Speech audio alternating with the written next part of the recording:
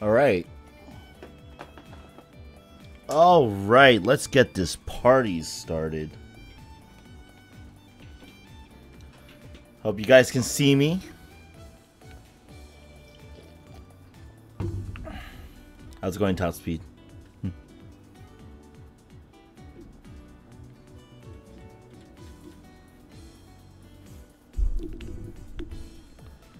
Hope you guys can hear me just fine. Hope my sound settings didn't go crazy at some point.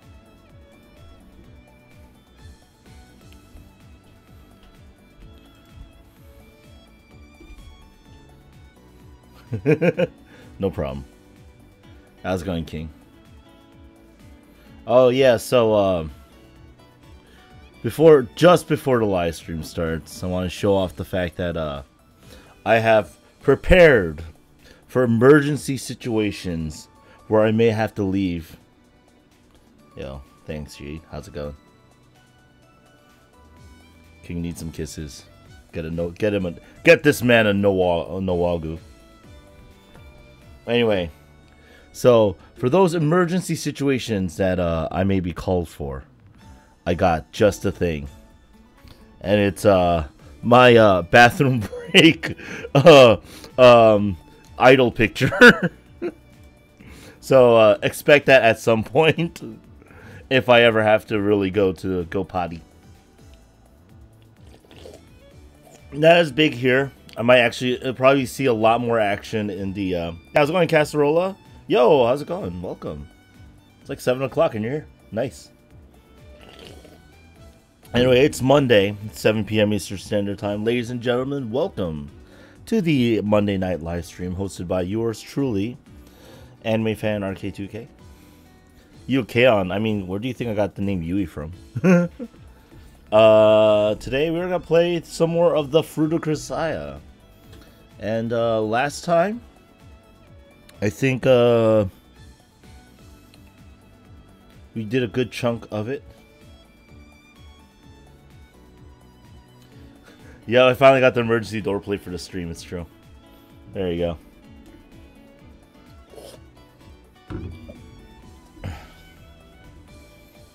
But for now, we're gonna get into this game, and let's hope we have a good time. I think last week we had a lot of fun and a lot of discussion, so worked out.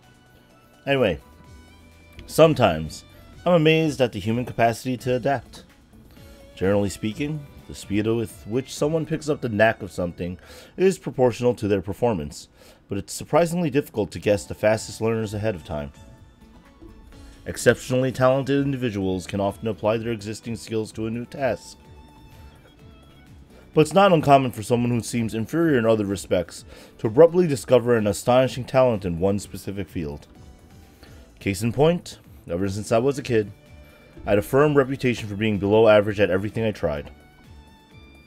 But then I met my master, stumbled across a certain talent, and time came to see the world through a new lens. You could say that discovering that talent made it possible for me to finally find my niche, such as it is. I don't know what my niche is. Like, I'm surprised that people watch my live stream. But thank you for doing so. Okay, we're getting pretty abstract here, so I'm going to explain things a little more simply. There are two types of people in this world: those who are capable of riding a bicycle, and those who aren't. And well, apparently Makina belongs in the former category. That's it. Makina zips around the courtyard on the mini Velociraptor Lentus, boldly releasing one handlebar to wave in my direction. Not exactly ready for the tour, but she's maintaining a respectable degree of control.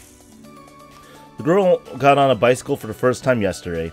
In terms of skill, it's fair to say that she's already superior to one not insignificant group of fellow pedal pushers. Namely, those little old ladies who fall right off whenever an obstacle crosses their path. The so-called granny cyclists. Quite a respectable standard to pass after one day. Pretty well convinced at this point, the girl has talent.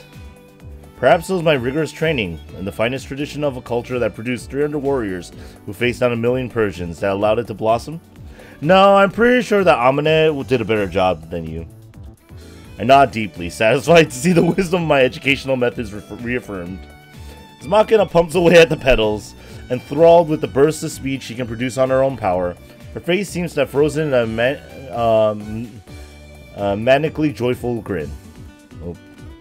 I know exactly how she feels. Discovering a new talent is like seeing a clear new path opening up before you on the vague, foggy road into the future.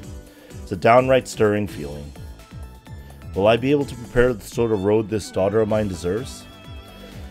As my thoughts lurch into sentimental territory, all of a sudden the sight of Makina waving at me from her bicycle seems oddly moving. Never had a child of my own, so I can only speculate. Well, usually you're only, of legal age. What? What? Oh, man. It got stuck in my throat. I don't know what it was. Never had a child of my own, so I can only speculate. But maybe these are the sort of feelings that carry the fathers of the world through the daily grind. Before I know it, I've started worrying myself about what can I do for this girl. Seriously, considering multiple possibilities for her future. It's bizarre. Can't even figure myself out anymore. I like them apples. Final lap completed. Makina comes to rest a few feet in front of me, puffing out her meager chest in a display of pure pride that would put a strutting peacock to shame. I'm like not reading. I think it's the angle I'm sitting at. Can I move my chair?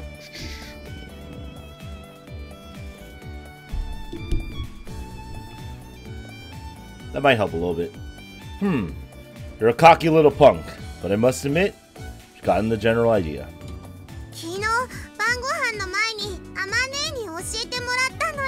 It's Miracle Tutor, right? I see. I was aware of that, of course. Amane reported afterward that I just showed her the basics, but she got the hang of it pretty easily. During this initial session, Makina apparently fell off her bike once or twice. Perfectly normal for a beginner, of course. What surprised Amane was the way she fell. Hey, Krichi, no, that's his daughter. For now. We're not quite sure what Makina thinks of the situation. This is the lolly route. Don't leave him. Don't go. I'm sorry. What? What was that? Anyway, when Makina felt she was beginning to lose her balance, she instantly determined the safest possible way to hit the ground. Sometimes she deliberately slid off the bike to avoid the worst case scenario.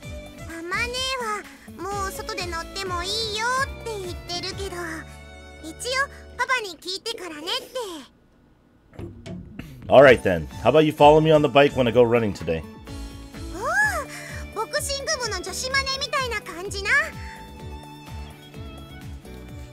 Except the lolly. Oh man, we're gonna have like Eye of the Tiger going. Dun dun dun dun dun dun dun dun dun dun bum bum ba dum dun dun dun dun. Rising up, back from the streets. What? More or less. While we're at it, I'll teach you the rules of riding a bike on a public road. Hey, there's a fan for every character in this series, including Chizuru and JB, I'm sure. My favorite also is an unpopular, popular one, I guess. Let's get this started now. Glance at the watch on my left wrist. About 6:30. If I run at my normal pace and skip climbing the stairs at that Shinto shrine, should come out to a light 50-minute course. Krichi? Krichi's normal. What are you talking about? Methodrill is now using RPG Maker VX Ace, which is also normal.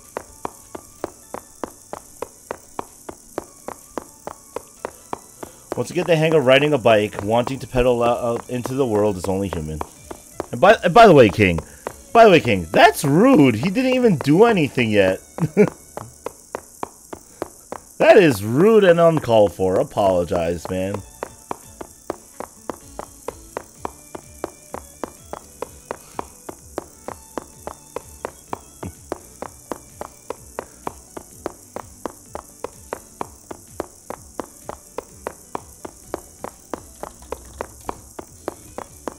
thought you were gonna put the make that a pun creechy and say, I'm not creepy, I'm creechy. And when you're passing through a familiar town in a whole new way, it's hard not to feel a slight sense of adventure swelling in your chest. The question, just how far can I go, floats naturally through your mind. Why do people do this when you walk away? Shade? I don't know. Because Makina! It's Makina's fault. Hashtag blame Makina. Hashtag just Monica. Wait, what? Because the world is cold and unforgiving. Oh. But even taking all that into consideration, can't let this turn into a casual joyride. There's just too much I need to teach Makina.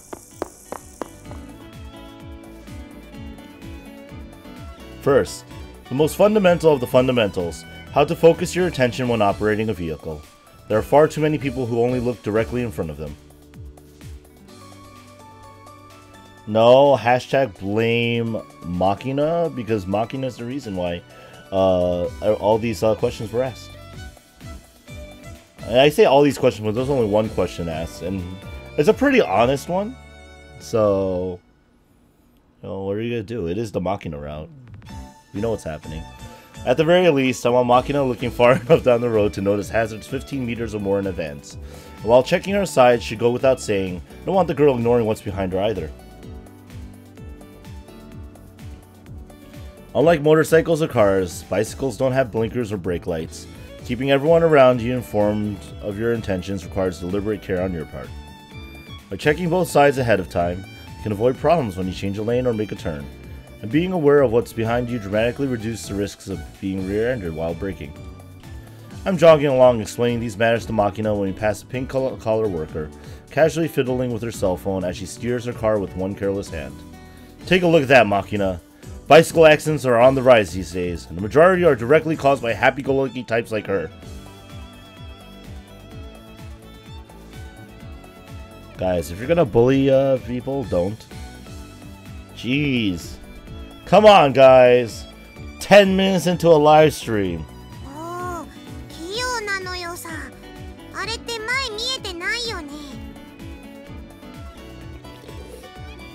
The woman can see just fine. She's just choosing not to look. It's not like she's driving a damn tank. As a general rule, motor vehicles are made to provide their operator with adequate visibility. Not even trying to look around you is negligent, and ignoring what's right before your eyes is downright criminal.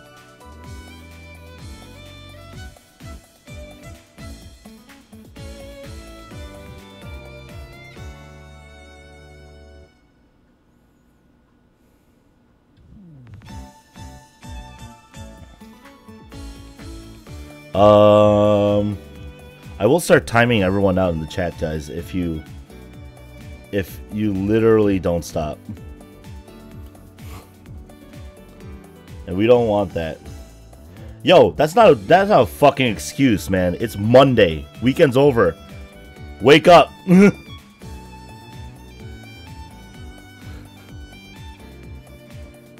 Insert chop suey by System of a Down.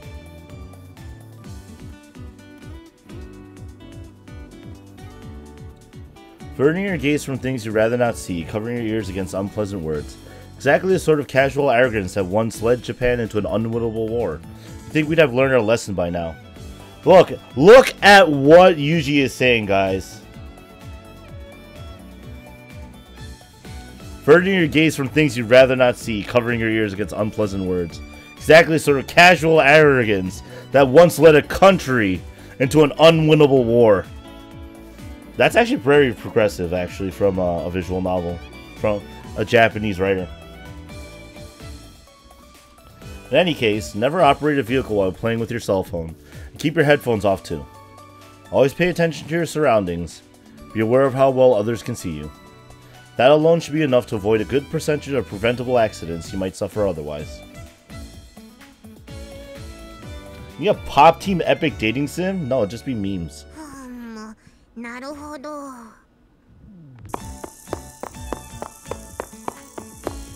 As a general rule, the most important part of keeping yourself safe is maintaining a healthy fear of things that can kill you.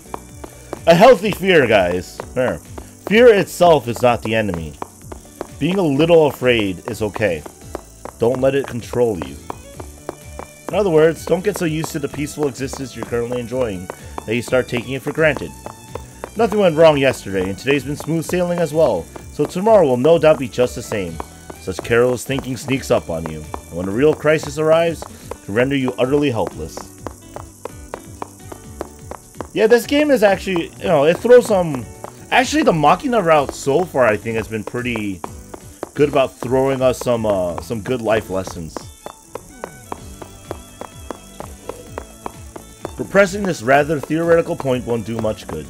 Words will probably go in one ear and out the other until Makina has a wake-up call of her own. Instead, I emphasize the importance of concrete, simple procedures, staying alert and aware of the road around her. Healthy fear of dying horribly? Oh, I'm not so sure about that. Listen, Makina, no matter how much of a hurry you might be in, don't ever even think about neglecting your safety checks. In fact, the faster you're rushing, the more alert you need to be. Being careless and taking chances isn't going to gain you a significant amount of time. At most, they'll cost you 5 minutes a trip or so. It's a small price to pay for preventing the worst case scenario. That's very true, guys. As a person who's been driving for many years now, like a lot, I will say that like speeding and unsafe maneuvers on the road in general don't get you that much further, or that get you to from point A to point B that much faster. Being safe will get you there 100%. Will get you there many more times over than not. And getting to your destination is more important than how fast you got there in the long run. So stay safe, guys. Drive responsibly. Wait, what? What's this about? Bike responsibly. You got a long life ahead of you. You guys all have a long life ahead of you, alright? Yuji is now talking to the audience. I'm not sure why, or I am. I don't know. It's not worth risking the decades you've got left for the sake of 10 minutes here or there. You understand?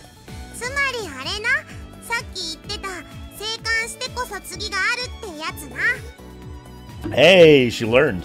Exactly. Not going to win the respect of grown-ups by being reckless. If anything, the Department of Defense has better things to do than write letters of condolence to your parents, Baggett. Is a typical reaction.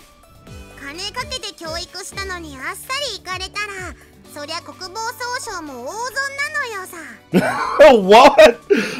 Whoa, Makina. That's actually a very good point. I didn't think about it that way. Seems like you're starting to get the idea. Alright, let me drill this into that thick country bumpkin skull of yours one last time.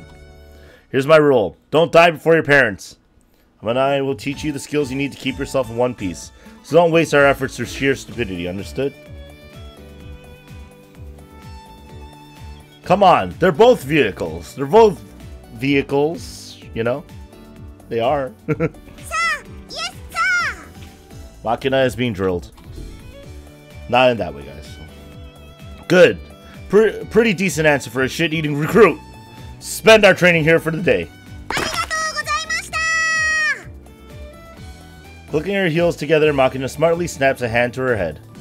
Originally, this salute was something Makina started as part of some make-believe soldier game, but the gesture was so painfully sloppy that I couldn't stop myself from dressing her down on her poor form. Apparently, she took my remonstrations to heart. The angle of her right arm is sharp, and she's tightly clenching her free hand at her side. Not entirely orthodox, but she's got spirit. Yeah. Well then, the girl's probably hungry. Probably about time for breakfast. Just as I'm glancing at my watch, a fluting call fills the air. A fluting call. So who is Makina's mother? Some bitch who had her husband, Makina's father, assassinated. Most likely. Well, actually, we haven't figured it out yet. But she's basically someone who's wholly not involved in Makina's life for the most part. She basically throws money at the problem to make it go away, including Makina herself. It's kind of depressing, actually.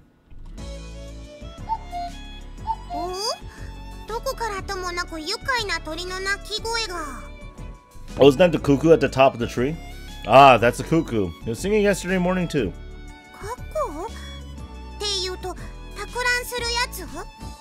Rude parasite?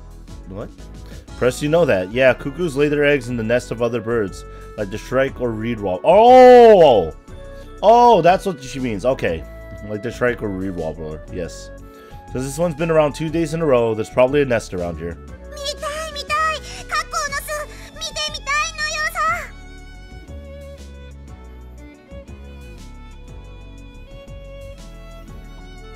Squinting, okay. In the case of the reason why they care about the younger daughter is because is for Makina's family to carry on someone to take over the family. They needed a child to do, they need somebody to do so. And it's basically, Makina has a younger sister that was chosen by default because her dad married into the family and kind of wanted to get out of the shady business of their family. So by default, since he he loved his daughter very much, she also had to be kind of out of the picture in terms of inheritance of said family name. So that's more like family politics, I would say, like amongst nobility or crime syndication or etc., depending on how you look at it.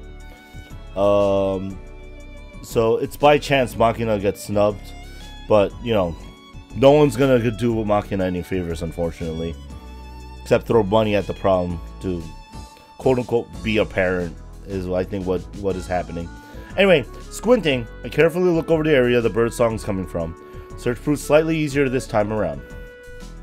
There it is. Look at the 18th tree counting from the storehouse on the left. It's up in the branches. Can you see it?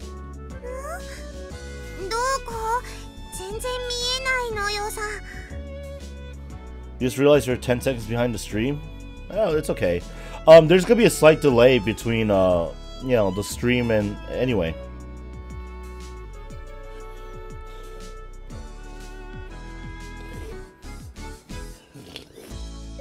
I mean, we did go over some of the peculiarities around Makina and the reason why she's here, at least, in the sense that like she witnessed her father's death and then spent like 7 days with his dead corpse until they quote unquote found her. Just the fuck. Don't get too close or fly off. There, see? In the branches of that tree on the left. Why can't you see it? The bird's huge.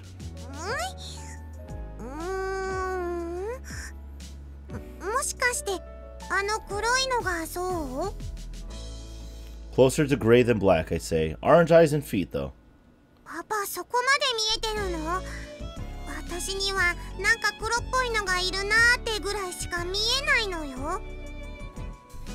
Well, I've got pretty good long-distance vision, thanks to my job. Alright, wait here. I'll bring you something nice.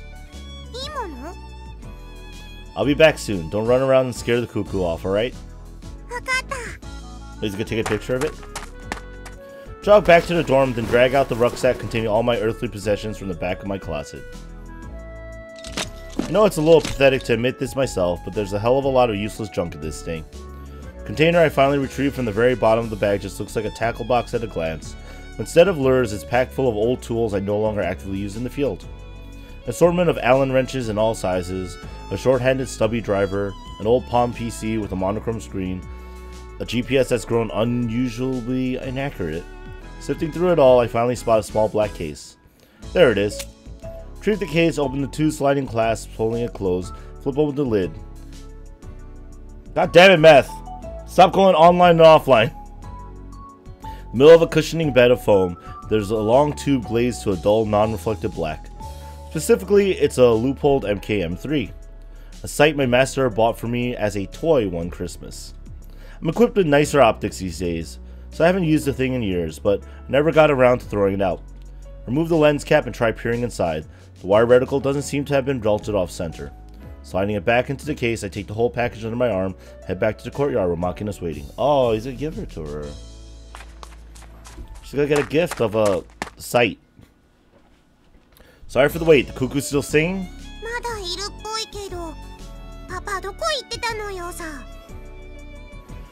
Just wanted to get this from my room. That? Well, a little telescope, basically. I definitely snap open the case and retrieve the scope. Move the lens cap and place the long, cool tube in Makina's hands. Thing's made of metal and glass, so it's pretty heavy. Don't drop it, alright? なんかこんなのテレビで見たことあるのよ。狙撃の人が持ってるやつなのね。パパはなんでこんなの持ってんの？ I'm an amateur bird watcher. Forget that. Just take a look already. Oh yeah, that's what I do. Watching them birds. You could just say you got it as a gift from his master. Oh yeah. Just as instructed, Makina presses the black tube to her right eye with both hands, but... 何これ？全然何も見えないのよさ。 Other way, right? Got your eye too close to the lens. Let me see it for a second. Oh, okay. Oh yeah, that's right. It's a sight. You have to use it like one. Duh. Boobies? There are none right now. Watching birds through a sniper scope. Completely normal. After retrieving the scope from Makina, I attach a rubber eye cup to the appropriate end of the tube. While I'm at it, I also twist the zoom ring, decreasing the magnification somewhat. How's this? うわ、見える。すんげえ見えるけど。あれ？過去はどこ？ Try using your left eye to look for its general position while your right looks through the scope. どこだ？あ、いた。なんか大きい鳩みたいなのがいる。And now she knows how to use a scope. Burbs. すげえ。くちばしが黒いのまで見えるのよさ。 Try turning the dial on the back of the tube and change the magnification so you'll look even bigger. うわ、すげえ。かっこだよパパ。生かっこ。写真以外でこんなに大きく見たの初めてだよ。Jeez. What? Makina, what happened to your language? だってパパ、すんげえ面白いよ。あ、過去こっち見た。こっちみんな。 Probably going like, what the hell is this crazy person doing with this? And that was how Makina realized she had potential in the worlds. As potential as the world's greatest female sniper. No, she learned how to use a sight. Just because you can learn how to use a sight doesn't make you a good sniper, okay? There's a lot more to it than that. With that said, Makina probably does have the disposition to potentially be a very good sniper, but that's beside the point. From what I observed thus far, she actually might not do a bad job. Anyway, the bird's getting nervous because you're making so much noise. かっこ、泣かないね。静かにしてれば泣く？ Well, as long as we stay this far away, I think he'll start again sooner or later. もう興奮冷めやらぬといったところだけれど、しばし静かに観察としゃれ込みますか。 Yeah, you do that. She said endeavor, guys, by the way. Observing things you don't normally get the chance to see is definitely enjoyable. I always liked watching birds as well.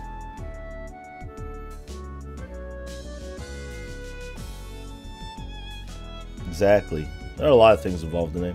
When I was living alone with my master in the mountains, we'd see turtle doves and bulbuls every day. And even after I started my current job, usually get the chance to watch birds during long standby periods in the field. Then again, there was that one time I had to spend 2 weeks on standby on an uninhabited southern island. It was a small windswept piece of stone, barren of trees and devoid of birds. After finishing all the books I brought with me, I didn't have a thing to do other than sit on the rocks by the shore and watch tropical fish below. First, I thought a completely solitary job would suit an introvert like me just fine, but I still remember the painful stab of depression I felt after realizing I hadn't spoken a single word in over a week. Solitude and boredom are pretty difficult things for human beings to endure, I guess, especially in combination. ねえ、パパ。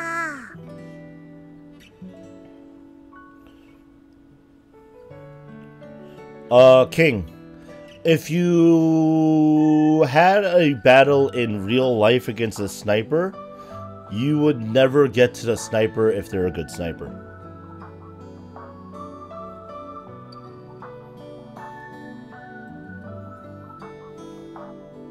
Just putting it out there. There's no way a revolver can have the same reach as a sniper does. Now, if you're going around killing people, you should turn yourself into the police, because that's bad. Don't go killing people.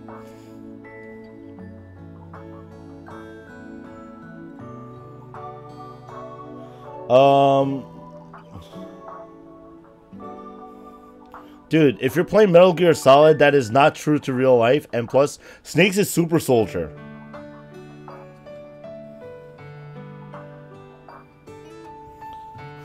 So Makina goes to the same school as Yuji. She's the same age as Sachi, if I'm not mistaken, whereas Michiru is the same age as Yuji. And basically, because Makina doesn't have a father figure in her life currently, at the moment, she asked Yuji, because he kind of qualified, and he's a kind of an eccentric in many ways, as you can see, to be her father. So he kind of took on the job of being her father, and now is actually playing out that role.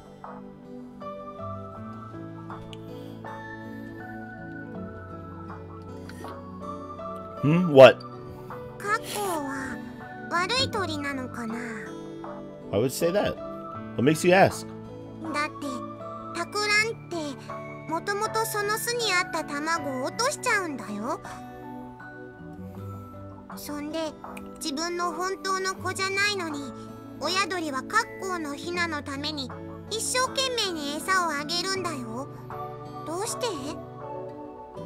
Well, probably because they don't realize it's not their child. Or even if they're vaguely aware, when the thing opens its mouth and goes cheep cheep, they just can't help feeding it.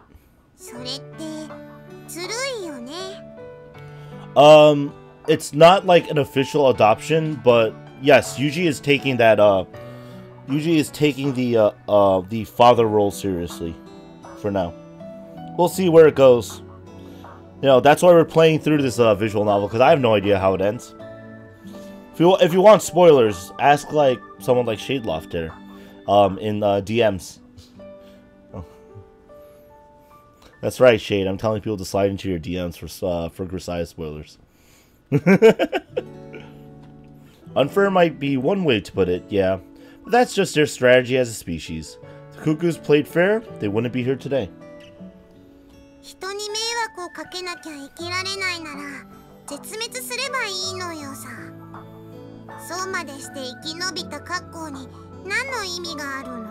Yeah, I believe Shade even said that he replayed the... I believe Shade even said he replayed the Makina route because he didn't remember 100%. As in, like, he remembered, like, very little of it. And so he replayed it, too. Yeah. Shade, didn't you replay, like, basically, like, all of the routes you didn't remember that well in this game, too? Because remember you told me you replayed the Makina route, because, like, I don't remember any of this. Tricky question. Yes, they gain it as a species by causing others harm, but that's not exactly rare in nature. And there are cases where the other bird notices the switch and rejects the newly hatched cuckoo. It's not like they can be sure everything will go smoothly. The cuckoo strategy has its own risks. So when a chick manages to find itself some good foster parents, it should accept its good fortunes happily. Rest assured, even if I'm a warbler and you're a cuckoo, I'll take good care of you until the day you can leave the nest with confidence. Look at that. Life lessons. Oh, you're still doing the Makina route? Okay. Oh, the other routes you remember? That's fair. Sachi's next after her, so. Yeah. Don't be. The cuckoo may be a parasite, but our relationship is symbiotic. Your presence doesn't cause me any harm. Hell, sometimes it's beneficial. Again with the tricky questions. There's a number of advantages to having you around, but I doubt you'd really understand even if I tried to explain. If I had to try and wrap it up in one phrase anyway, I find you cute, I suppose.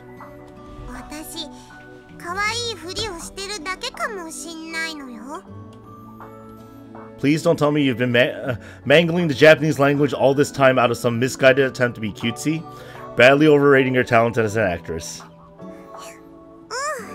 There's a good convincing line right there. Saying that and nothing more, Makina silently continues peering through the scope. It's pretty clear that the girl started comparing the cuckoo's evolutionary strategy to her own way of life. Because she basically bought her own father. And concluding that asking me to become her father might have been unfair on her part. But in the first place, Makina entrusted me with a full 70 million yen in compensation for this job. Doesn't exactly qualify as a parasitic relationship. That said, I completely understand the anxiety Makina is feeling right now. I myself went through something very similar after my master adopted me. Don't think you're ready to be a parent? Well, you know, a lot of people aren't ready to be a parent. Like, being a parent is a tough job. Because, in many ways, it's just hard. Like, the idea of, like, doing so much for somebody that can't do anything. Or show any results for it, like, for long periods of time. Like, you know, like, on a day-to-day basis, like, being a parent is very tough.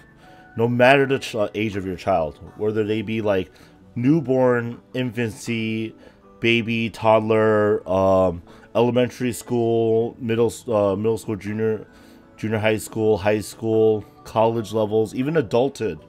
Like, children are tough things to deal with. I mean, just the other day, I left my mother a voice message. A voicemail. And she almost freaked out because I never leave her voicemails ever. It was just a joke voicemail. But it was you know, I was just being a good son. Be like, hey mom, just called to say I love you. You know. I said, I know you're busy. And she, like, was freaking out. So yeah, children are tough and annoying to deal with. Myself included. The mother of anime does not appreciate my shenanigans sometimes, guys.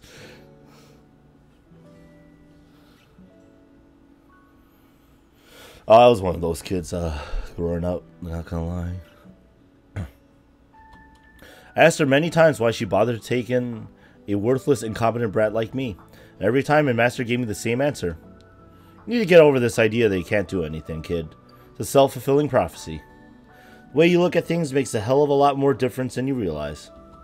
Listen up. From now on, tell yourself this instead.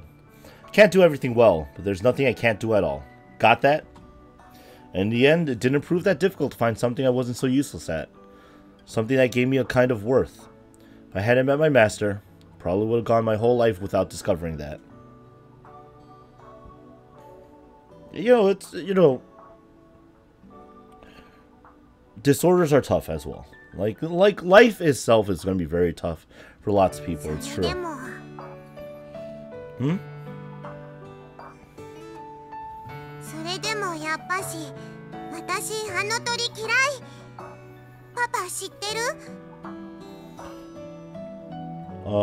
I think Krichi is just referencing that there are more severe cases of autism. And there are milder cases of autism.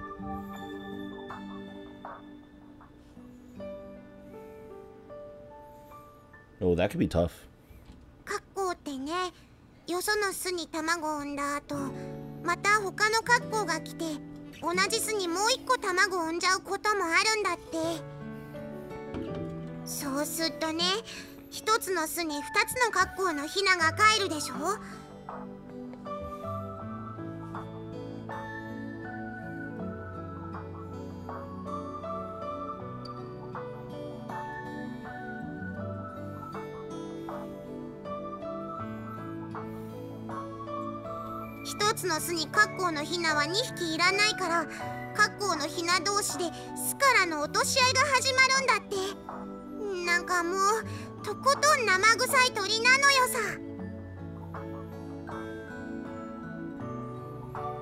Well, nature is fundamentally cruel.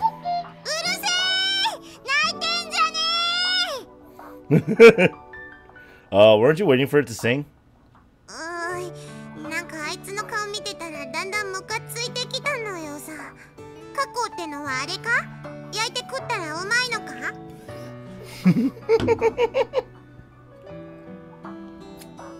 Or you can make almost any meat reasonably edible with enough curry to flavor it. But can't say I've ever experimented with cuckoos. Cuckoos are not that good to eat, just gonna put that out, guys. Not much of a carnivore in the first place, you know? The bird does sort of resemble a pigeon. Could sort of picture someone in France or China stuffing cheese into its stomach and then cooking it in an oven, but... Well, I'll admit that I'm not exactly knowledgeable in culinary affairs. I haven't heard of any cuckoo eating customs in this country. Try to forgive him, why don't you? Cuckoos have their reasons.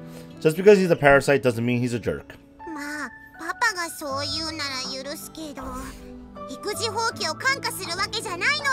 Fair enough. Yeah, I'm gonna here for you, alright? Don't get so fired up. Drop a hand on Makina's head and give it a few thumps. Girl responds with a grumbling half-growl, appears mollified for the moment. What is that sound? Idiotic electronic squawk cuts into the conversation, wiping out any remaining fragment of tension. Makina quickly retrieves her egg-shaped digital pet from its usual place around her waist.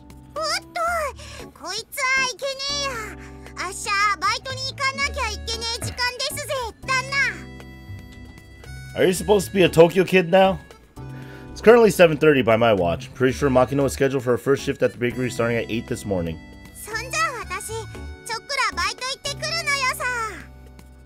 It's her Tamagotchi thing, yep. Very well. Obey your orders faithfully and uphold the honor of your shop. Devote your days to the pursuit of baking excellence. Hold on, you. Get off that bike. I don't remember giving out your MOS yet. Don't give me that. It's too early for you to be riding on the street alone. For today, head to your destination on foot while imagining yourself following the same route on bicycle. Stay alert and practice maintaining situational awareness. Understood?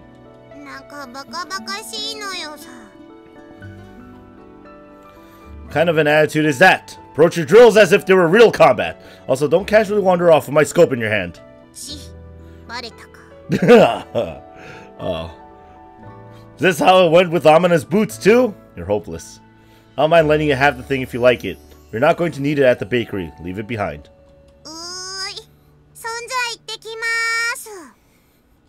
Indeed, do us proud out there. After entrusting me with the mini velo and her new scope, Makina dashes off toward the front gate, imitating the ting-ting of a bicycle ball with her mouth. It's like she's managed to get herself into this scenario. Hey! And so I sent Makina off in what I felt was a suitably vigorous and encouraging manner. However, this opinion was not universally shared.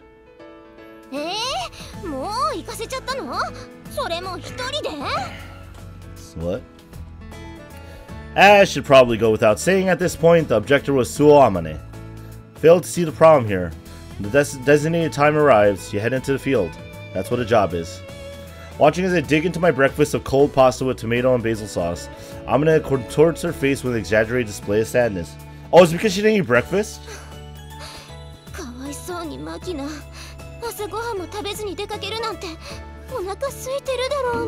Oh no! Stop worrying, Mom! Well, we stopped by a convenience store on the road this morning, and she gobbled down a bagel and an egg sandwich with a bottle of milk. Thought she's starving.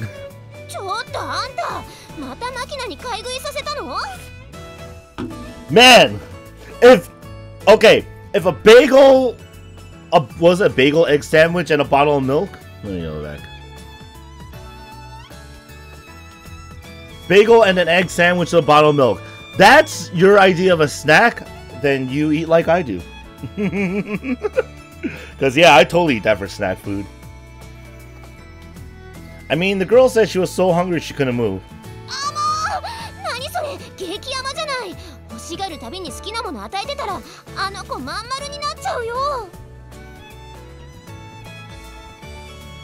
So you say Amane, but it's not like you want to see her groaning with hunger yourself.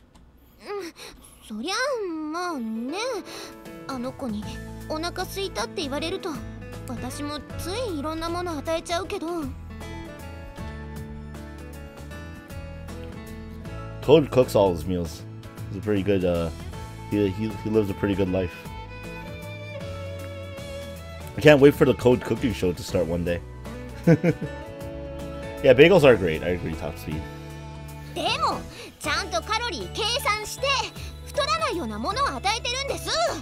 They ate a ton during the last KH stream? Oh man, I'm jealous.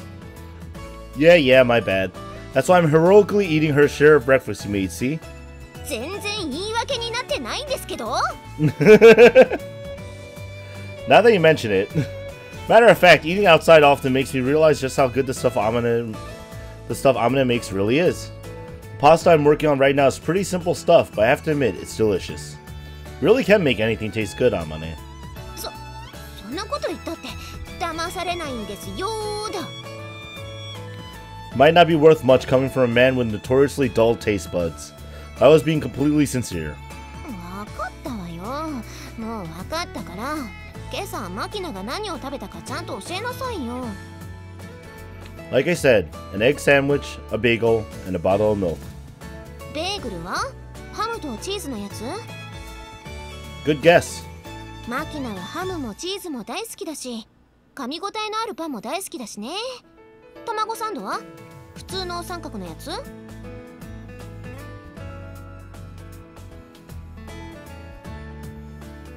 I mean, yeah, that sounds right for a code.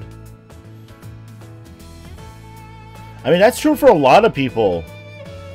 I'm like the big exception. Like, I eat Taco Bell, I'm like, whatever. What? You're typing one from 10 to 1? That's right. The milk was a 200 milliliter bottle.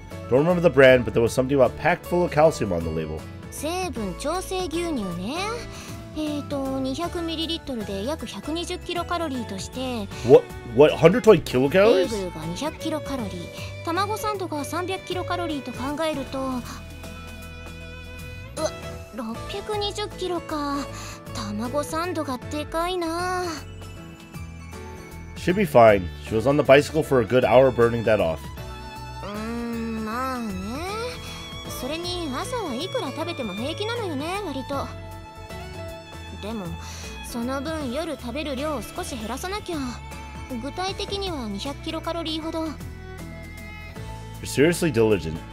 自分の食事のカロリー計算のついでだから別に面倒じゃないしそれにこれ以上太って可愛い服着れなくなったらかわいそうじゃんちなみにあんたに出してる食事は1日だいたい2200キロカロリー以内にまとめてるよ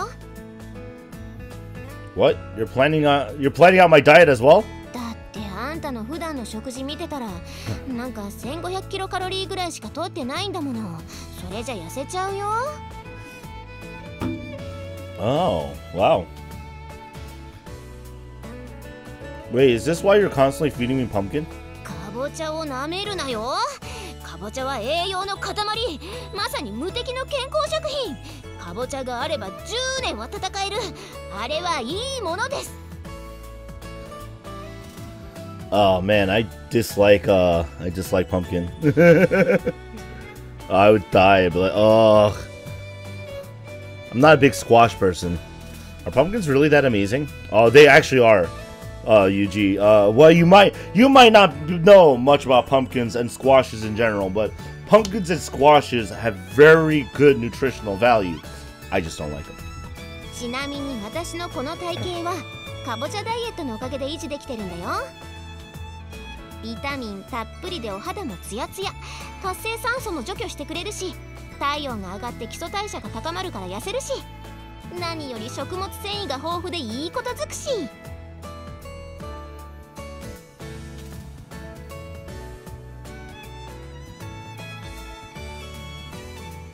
Sound like a fresh recruit to some pumpkin-themed cult, but they do taste good, so whatever.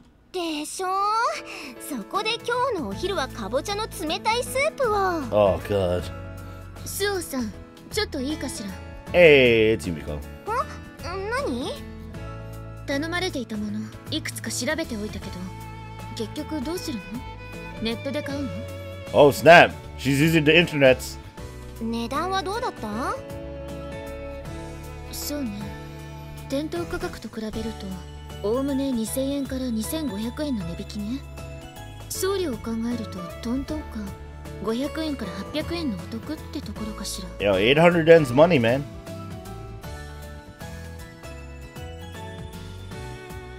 Alright, how about this? Let's stop talking about the things you guys did in other streams today, and let's focus back on the fact that Amina here is trying to save some money on the internet order.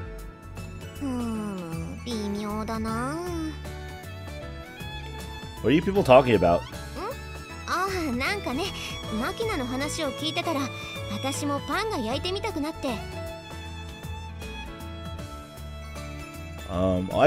Sometimes I just can't make it to some of these live streams, man, on the weekend. Like, no offense, because I'm all for Kingdom Hearts. I pre-ordered KH3 last year. Was it the year before? I don't know. It's been a long time. パン焼き器を買おうかと思って、榊さんにネット通販の値段を調べてもらってたの。Actually, yeah, I did pre-order Kingdom Hearts 3 in 2016. Damn. 2.5 year waiting list. ボーナス前で新型が発表になる時期だから、一つ前のモデルがぐっと値落ちしてるわ。買うなら今がチャンスだと思うけど。古いのと新しいので値段と性能の差はどれぐらい？そうね。値段の差は8000円から16000円。性能についてはほとんど変わらないよね。デザインがちょっと良くなったぐらい？ Yeah, that happens a lot, right, guys? You know, hey, let's release a new thing and charge like a lot of more money for it. With very basic design changes. じゃあ古いモデルでもいいかな。 Why didn't you guys just get an actual oven to bake? That require you to install one, I guess. Yeah, that's also really expensive. スオさんの欲しがっていたバゲットが焼けるタイプのものは同時に焼ける数に差がある程度で。Look at this smug Yumiko. She's good at what she does. Found it.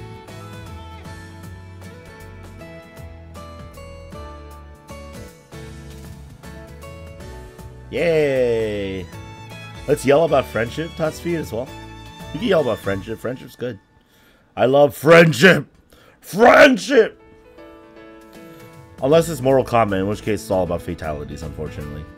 性能はあまり変わらないものが8000円ほど安い値段で売っているわ。ネットのストアオークションで見ると同じものが16000円安い値段でスタートしてる。Oh, snap. でもそれって結局値段は上がっちゃうんでしょ？ It depends on the auction. 希望即決価格に設定されている値段を見るとよそより1円安く出品されているからよそで買うより高くなるということはないわ。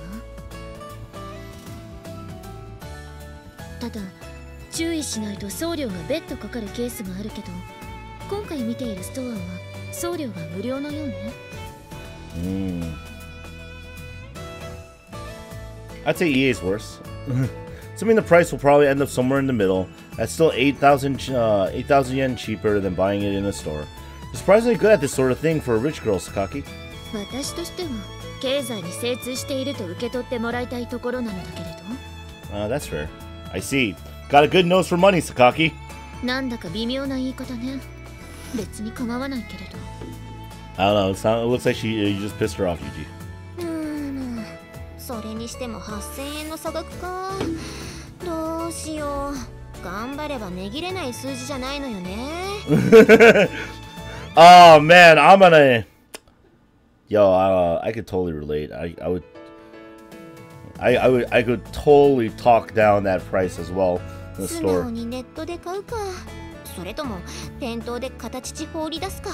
悩むわ。 Come on, you can't just jiggle your breasts at anything. Boobs don't solve everything.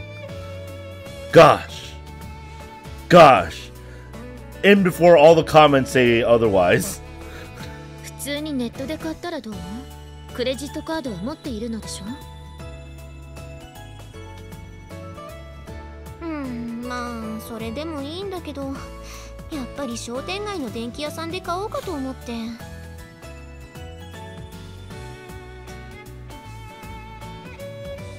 確かに現物を手にして買う方が安心感はあると思うけど、今時はネット通販もほとんどノートラブルが普通よ。 Plus, if you're buying off eBay, which is probably the major one of the 3 major auction sites you have available to yourself in Japan. I believe the other 2 have similar guarantees for quality and product and such, so you don't get scammed. そういうことじゃなくて、お店で買えば機械が調子悪かったりうっかり壊しちゃった時でもすぐに対応してくれるでしょ。多少高くてもお店で買うメリットってそういう部分だと思うし、そういうサービスを買うことだと思うのね。Oh yeah, I guess that's true. I mean, I didn't even think about that. That if you get a defective product, you can get it exchanged almost right away if they have another model in stock, etc. それに前にスチームオーブンを買った時に次何か買う時もここで買うからって言って値切っちゃった手前、よそで買うのも気が引けるしね。This girl bought a steam oven? What? 今回はお店で買うよ。せっかく調べてくれたのにごめんね、榊さん。私は別にあなたがどこで買おうと構わないし、大した手間ではないから気にしないで。Oh, Sakaki's sad. Yumiko's sad. But anyway, sounds like online shopping has come a long way. The world's getting a lot more convenient these days. 今は何でもネットの時代よ。確かに便利にはなったけれど、通信には障害がつきものだし。I don't know. I never use the internet for anything. I have no idea what you're talking about, Yumiko. Never used the internet before. Nope. Not ever. Wait, what's this screen? What's this OBS thing? Wait, what's this chat? YouTube. あまり高級的な手段とも思えないから、依存しすぎるとしっぺ返しが大きいのもネットなのよ。Oh. They say that inconvenience is the mother of ingenuity, but I guess that's no reason to avoid the convenient option when it's already there. By the way, can you get anything you want off these online shop sites? Online shopping sites. 何でもというと語弊があるけれど、合法なものは大抵手に入るし、非合法スレスレなものも条件次第ではかなりの確率で買うことができるわね。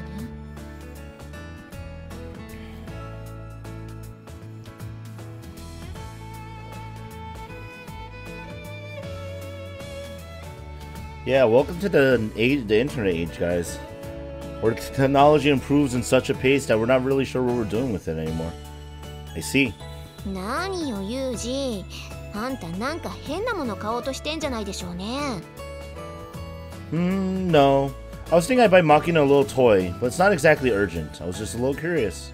おもちゃならあの子もういっぱい持ってるわよ。あんまり気軽に変なもの買い与えないでよね。これ以上私の部屋にガラクタを持ち込まれたら寝る場所がなくなっちゃう。Tell her to put it in her room. Duly noted. それにしてもマキナ、ちゃんとアルバイトやってるのかな。 Why don't you just go buy some bread? パン屋のご主人には何かあったらすぐに連絡してくれるように伝えてはあるのでしょ。Look at this. Yumiko's like, stop worrying, mom. 連絡がないということは何も問題はないということよ。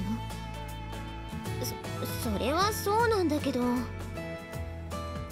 Worrying isn't going to change anything at this point. What will be, will be. どうしてそんなに落ち着いていられるのよ。心配じゃないの？ Not in the least, actually. Why? だってあの子、知らない人とは喋れないんだよ。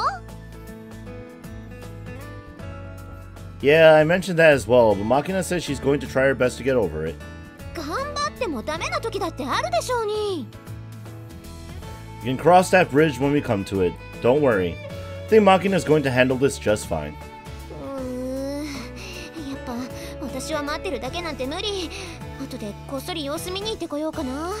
At least go in a disguise that doesn't say, "Hey, my name is Suo Amane. I'm here to spy on my daughter." Because that's weird. やめておきなさい。保護も過ぎれば信用されていないとイリスさんのプライドを傷つける結果になるわよ。Oh snap! Look at this! Look at this! Sakaki coming in! So how's this? I'm gonna you perp. I don't think she meant it that way. I mean, with that said, she's also typed to jiggle a breast or two if it means that she'll get what she wants. What? In the family tree, while Yumiko maybe, I think Yumiko is kind of like the younger sister of Amane in many ways. As in, like, you know, she is like Yuji and Amane, an adult in the pseudo family model that we're working with, but at the same time, she's kind of like the you know, she's like a young adult. Like, she's in that in between. She has a little bit of the confidence and skills that make her an adult, but she still has more growing to do. So that's what this whole like situation feels like right now. Anyway. そりゃ分かってるけど心配なんだもの。もしバイト中に倒れて寝ちゃってたらどうすんのよ。Told the owner to knock her awake if that happens, so it shouldn't be a problem. Wow, just punch her awake. No problem, no worries. And more importantly, how about you show a little trust in the girl? あの子のどこをどう信用しろというのか甚だ疑問ではあるけれど、まあおおむねにおいて風見くんの言うことに同意はしておこうかしら。Yeah, Yumiko's like, yo, she has to get out there. She's getting out there. やっぱ私って過保護なのかな。Bakoya desu. The way I see it, slightly overprotective is just about right for a mother. The world's got too many parents who can't or won't look out for their kids. Can't hurt to overcompensate a little in the opposite direction. But I think Makina's passivity and fearfulness toward others has been largely the product of her own negative self-image as an incompetent idiot. Over the last few days, I've taught the girl quite a few things. I've tried to point her toward ways she can develop her potential as a human being. I intend to continue doing so from now on. And although I don't think my actions are the sole cause, recently Makina started to show proactive interest in many different things. She seems almost eager to get her hands dirty. Experimentation begins with the willingness to touch, to explore something new with your own hands. That's basically Earth Science in a nutshell, guys. Hey, wake up! I'm gonna give you a knuckle sandwich. Makina probably wake up thinking it's an actual sandwich. Sometimes you might not like the way it feels in your palm. Sometimes you'll jerk your hand back in pain. Even so, that pain's a new discovery in its own right. A lesson you can't really understand except through experience. Unless it's like a Black Widow spider, in which case you'll die in about 45 minutes at the end. What? They say infants put everything and anything in their mouths to learn to taste the poison. The Makina's been raised in the equivalent of a sterile clean room. Now she's finally beginning to explore the taste of the world through her own... I don't know. Something.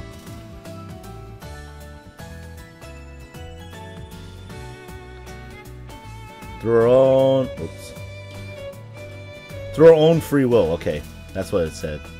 I won't deny that my declaration of complete confidence was largely a bluff, but I don't think I'm raising a kid who can't figure out the difference between a bitter green pepper and a bottle of arsenic.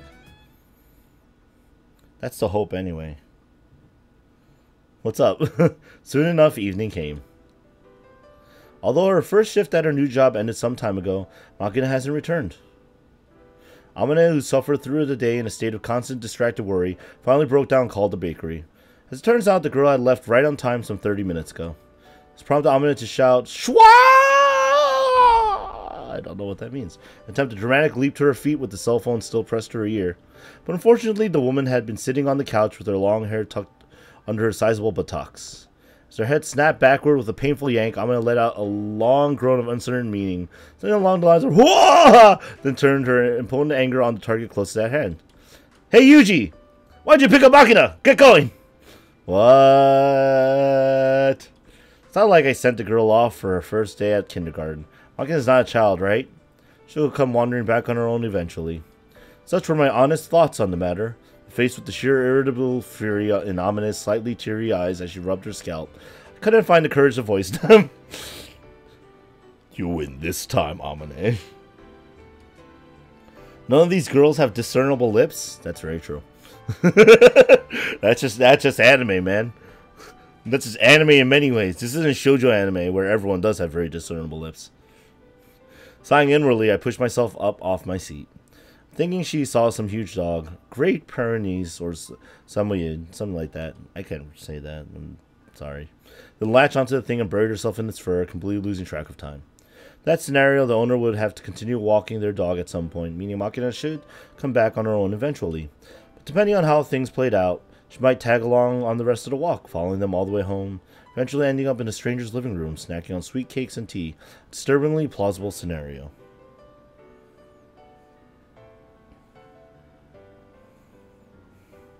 The Amane routes actually has a lot more sex. What?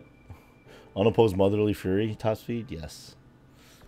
No, I'm gonna, like, quite literally, in some cases, just threw her body at Yuji and they had a lot of sex. Before you got to the long flashback of, like, the horrible things I'm gonna actually went through. Oh, man, that was tough. Anyway, of course, families with big, poofy dogs like that tend to be fairly well off, so I doubt she'd be in much danger of a financially motivated crime. On the other hand, there's no guarantee she won't have run into the clutches of some sybaritic multimillionaire with a twisted interest in childish young bodies. There's our R18 version of this. Because I believe this one is the Steam version, so it has quite a bit of censorship. And there is a adult version that has a lot less of that. My conclusion: it would be best to swiftly track the girl down, have her thank them for the cakes, then promptly withdraw. I retrieved my private cell phone from my jacket pocket. Of course, we tried calling Makina before anything else, but her cell phone went straight to voicemail every time. Amina and I had been uncertainly pondering our next move when a savior known as Sakaki Yumiko descended from the ceiling on a golden chariot. Just like bursts through the I could just see like some over-embellished scene somewhere where someone just draws like the roof collapsing and like, what the hell? And it's just Yumiko there in a golden chariot going, hey, how's it going? As saviors go, she might be a bit on the cranky side, but today she brought us tidings of comfort and joy. Apparently, Makina's cell phone was equipped with a remote tracking function, in case of loss or theft. We immediately set about tracking the phone's location through its GPS. As it turns out, she was keeping perfectly still in what looked like a corner of the shopping district near the station. After consulting a map, we confirmed the girl wasn't in a residential area, just sitting by the side of a public road. Apparently, my gobbling down cakes in a rich person's house hypothesis was off the mark. Given this new information, my next thought was that the girl had either dropped her cell phone or simply dozed off on the spot, but seems like it was the latter. Makina, hey Makina, wake up. Oh, she fell asleep. Aw. Why are her socks different colored all the time? Oh well. For the time being, I decided not to take the drastic smack upside the head solution to this dilemma. Opting for a gentle shake of the shoulder. Makina's head sways a little in response, but there's no sign of her waking up. Worn out from your first day on the job? Thought leaves me a little hesitant to wake the girl up forcibly. For a moment, I decide to contact Amina myself. Hi, こちらイリスマキナ捜索本部本部長スオンアマネ. Well, there you go. It's official, guys. This is Field Operative Kazumi Yuji. Discovered and secured the mark. Yeah, little punk's taking a nice nap on a bench in front of the station. Not really. I tried calling out to her, but the girl seems to be sleeping pretty deeply. I'll wait a little longer, but it shouldn't be a problem either way. If necessary, I'll just carry her back to the dorm.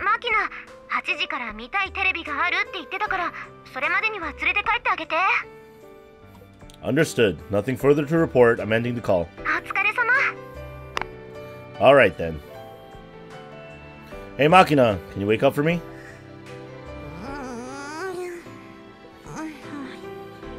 Sorry, she's dead to the world. It's nap time. Once again, give Makina's shoulder a shake while calling out quietly. She does respond in the form of a dopey little grunt, but it doesn't seem to have brought her any closer to regaining consciousness. Guess I'll have to carry her back. I mean, that's nicer than what I do. I start slamming on, like, I would have started slamming on the bench, clapping, etc. 10 hours of soft lolly breathing intensifies. Well, that's up to you. Possibly that is your job to make the 10-hour version of this Makina breathing loop, okay? Girl's not exactly heavy. Shouldn't be much of an issue. Glance at my watch. We've still got nearly 2 hours left until 8. And I doubt it'll take longer than 30 minutes to get back to the dorm, even if I'm carrying her on my back. More than enough time. Seriously, could you be any more defenseless? Considering the girl was kidnapped as a child, she's surprisingly incautious. Then again, there's not really much danger in a public street with heavy pedestrian traffic. At worst, you might have a wallet or bag stolen while you sleep, but in modern Japan, even that sort of petty crime isn't very common. This really is a peaceful country. But on the other hand, the apathy of the passerby who doesn't even bother to wake up a little girl dozing off in the sun is also very typically Japanese. Yo, as a person who lives in New York City, same thing. Someone's sleeping, they're taking a nap on a bench, whatever, leave them alone. Hands-off approach. Let them be. We don't have to defend our own till the time calls for it. And then we'll be all up in that shit. But yo, the fuck. But you know, outside of that, we'll be like, whatever, man. In any case, you can't just let the girls sleep here forever. For one thing, the longer we stay like this, the higher the odds of someone reporting some shady-looking degenerate trying to cop a feel off a sleeping kid to our friendly neighborhood police station. I should really either be waking her up immediately or getting her on my back and beating a prompt retreat, but...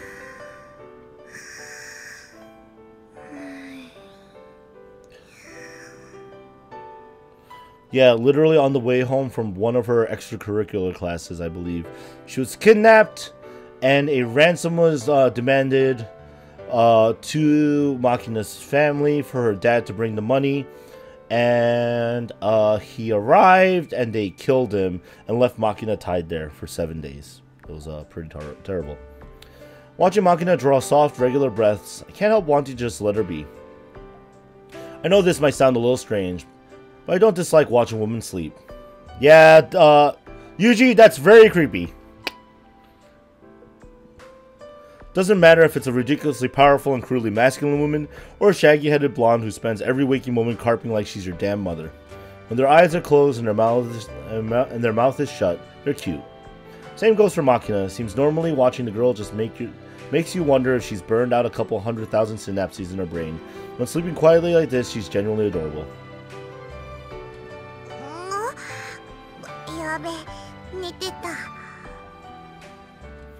You awake, Makina?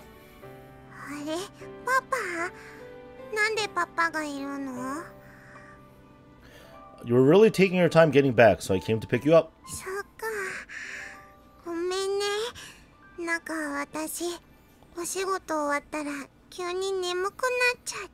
If it's your first full day of work.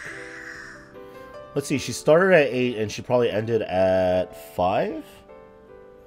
I'm assuming. We'll assume about 5. Because at most it'll take like 30 minutes or so for Amina to go start freaking out and calling the bakery.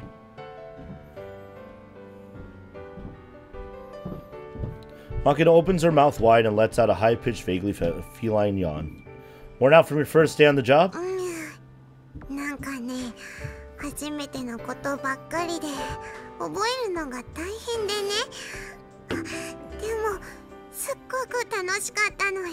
Thick? Casserole, what? Yo, if you think Makina's thick, man, you should look at Amane. Everything about Amane is thick. That's good to hear. Think you'll stick with it?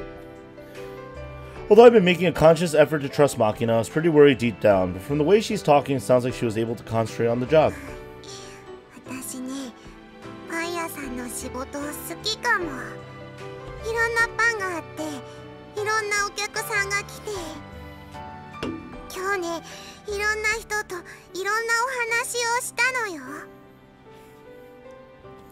What sort of people did you meet?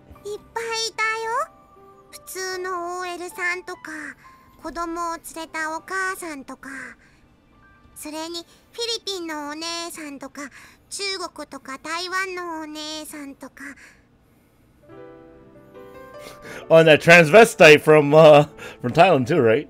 Sounds like you've got quite the Pan-Asian clientele in there.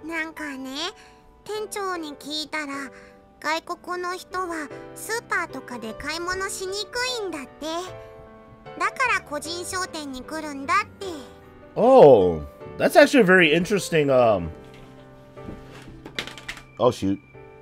No, my phone, it fell. Ah!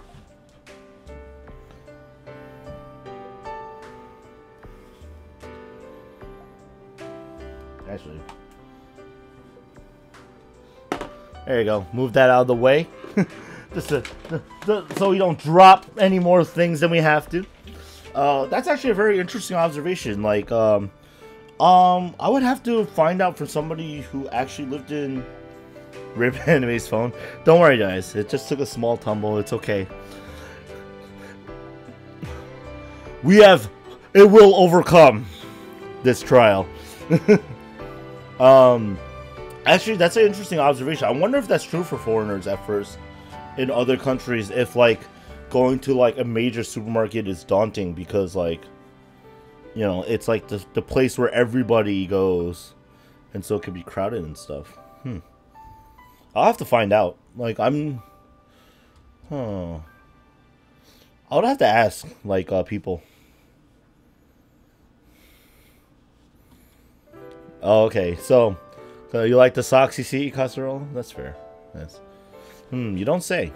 Come to think of it, this foreigner I knew once told me something. A while ago, the tabloids and TV news shows made a habit of constantly reporting it on organized criminal activity perpetrated by a small number of illegal immigrant workers. As a result, people got this fixed idea about groups of foreign shoplifters roaming the supermarkets, and anyone who doesn't look Japanese enough still gets the stink eye. To make your weekly shopping trip feel really unpleasant. Oh, well, if there's something like that.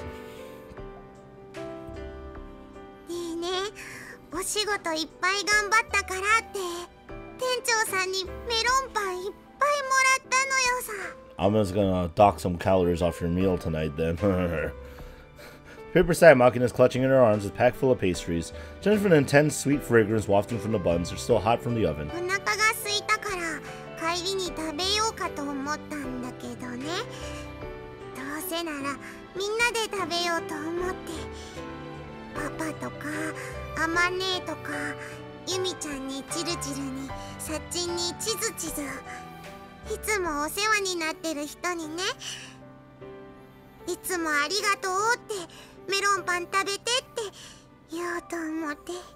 Oh, that is nice, Makina. Good kid.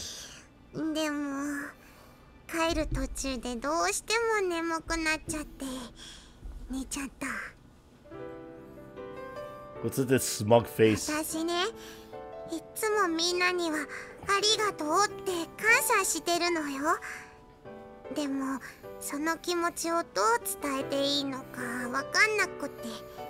I mean, if you're just honest and upfront about it. She's so cute! Toshi.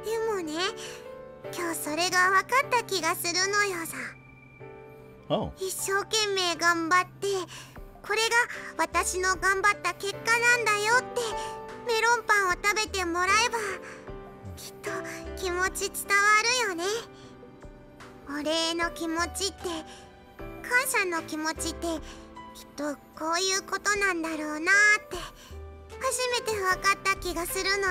Aww, that's really sweet. That's like, hey, look, I can show you the fruit of my labor. Like, literally, like you know, the owner gave me this for a job well done. It's pretty good.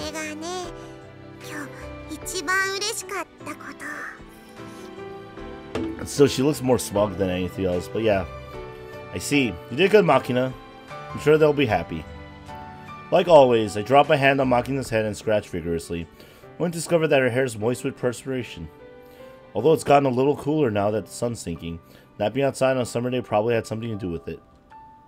When I think of it as sweat the girl shed in her labors, for some reason there's a tight feeling in my chest. Ah! Heart attack! Too much happiness! Ah! And Yuji died that day at the end. Wait, what? She really did do her best. As the thought runs through my mind with a new ring of conviction, I look down to find Makina's head nodding back and forth unsteadily.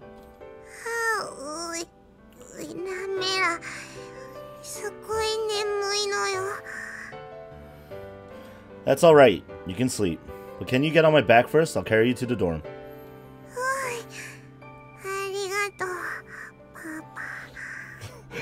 I don't know why. For some reason, I immediately went to that. Oh, I don't know. There's something wrong with me.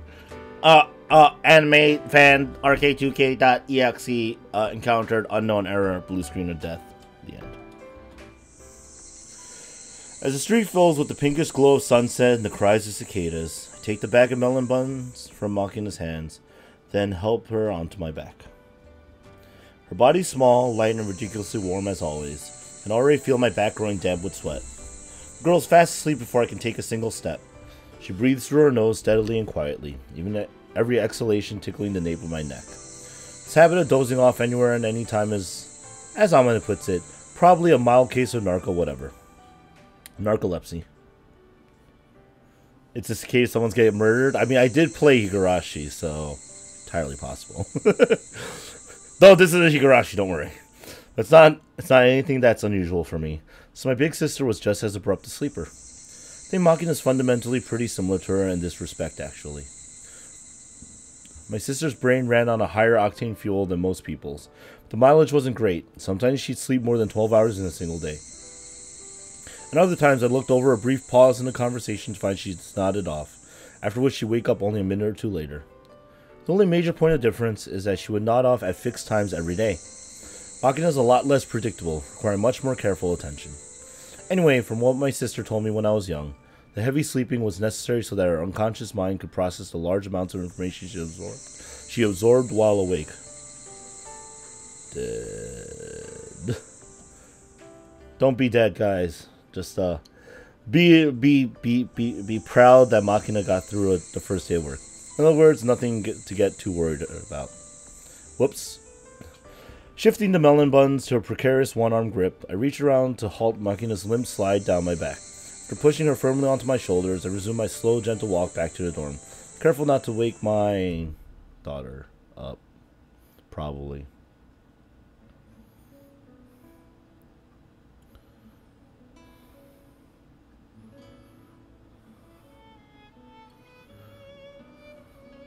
Oh, to wake up my passenger. Okay. When I return to the dorm, Makina still clinging to my back, Amane comes out to meet us with undisguised relief on her face. For some reason, all of our other classmates are waiting in the lobby as well. Super proud. King, that's a very strange time to say that. For that comment, you will be henceforth known as the Lolicon for the next 10 minutes.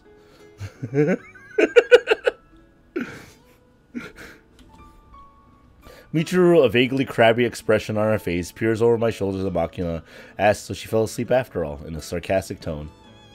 Then proceeds to poke at the girl's flabby little cheeks, mumble, "What a hopeless kid," and break into a smile. As for Sachi, she begins by offering me a polite bow and thanks for my efforts, then carefully removes Makina's boots one at a time, and puts them away in the shoe rack at the side of the door. In their place, she takes Makina's favorite pair of slippers, the so-called Terrible Twins, decorated with the snarling face of two stuffed animal tigers, and slides them onto her feet. Yo! I want those slippers! I want tiger slippers. Bruh. Tiger slippers. However, since the girl's still lying limp against my back, they flop right off and fall to the ground. Sachi picks them up and puts them back on. Not that it works any better the second or third time. Clumsily earnest, as always. Maybe someday she'll figure out that brute force repetition doesn't compensate for a lack of strategy. Lastly, there's Sakaki. Her initially convincing show of indifference belied by a momentary glance away from the paperback in her hand. Once her eyes find Makina sleeping on my back, she snorts softly and returns her glance to the book. I think it's safe to say she was fairly concerned about Makina too, in her way. I mean, that's why it's like, hey, there's GPS tracking, and let's track it. King, I think your mind is playing tricks on you. That should be the lolicon for the next 9 minutes. Keep it track. About 10 minutes after this little scene when the girl finally wakes up. Her eyes blink open in my bed, where I toss her soundly slumbering body as a temporary measure, quickly find the large sack of melon buns sitting next to her pillow. Squirming out of the bed, she grabs the bag and scampers off to distribute them to the other residents of the dorm. Amane and Sachi express their heartfelt thanks in voices choked with tears.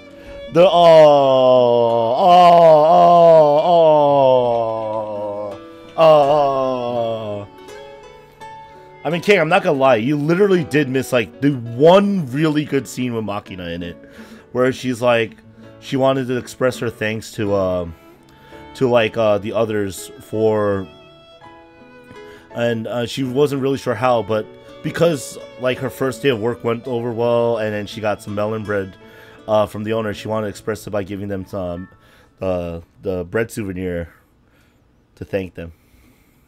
Michiru offers, "Well, I don't dislike melon buns, managing to convey sincere gratitude despite the standard veneer of arrogance. Even Sakaki softly closes her book with a quiet, I see. Stares Maki straight in the face and says, I'll accept that gratefully then. And proceeds to dig into the pastry right then and there. I'm honestly a little surprised at first. Come to think of it, I guess that's sort of her style. In summary, Makina's first day of part-time work, the subject so much angst and anxiety has come to a peaceful conclusion. Yay! And that evening, Sakaki graciously allows Makina Amane to take the first bath. The moment the girl is out, she runs down to the lobby where I've been waiting for my turn. Then drops herself onto my lap with a solid thump and turns to face the television set. Kazami-sanの膝の上はもうすっかりマキちゃんの指定席になってしまいましたね。 It's like, boom! So I answer Sachi's teasing comment with a wry smile. Makina grabs the remote control from the table. Then flips to the channel for her favorite show. Chuckling softly, Sachi places a glass of diluted calpis in front of Makina, then makes a swift exit. Probably gone off to tidy up the mess Makina made in the bath where Sakaki takes her turn. The girl really is quite the attentive servant. Just as Sachi's disappearing up the stairs, Amane enters the lobby in the process of removing her apron. なんかさ、そうしてると本当の親子みたいよ。 Yay! Real father and daughter. For her part, the way Amane is striking up conversation with freshly washed tableware in her hands is also oddly domestic. She's a very image of a housewife. Do I look that old? Let's go with siblings instead. なんつうの？妙に老成しているあんたと年齢の割に育ちの悪いマキナ。その辺のギャップが原因じゃないかな。Whippersnappers these days. Whippersnappers these days, they have it convenient. Back in my day, we used to have dial-up modems and play Diablo 2 online and call each other's houses just...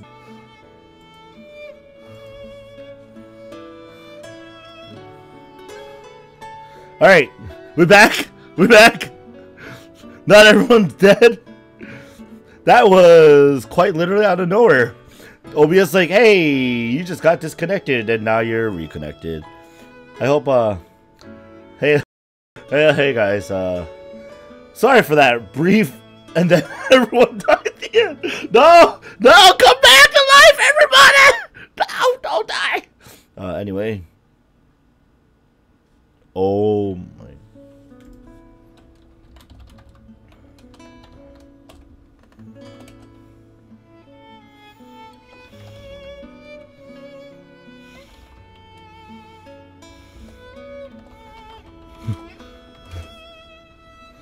Yo, what the hell's happening? Video output low. What is this?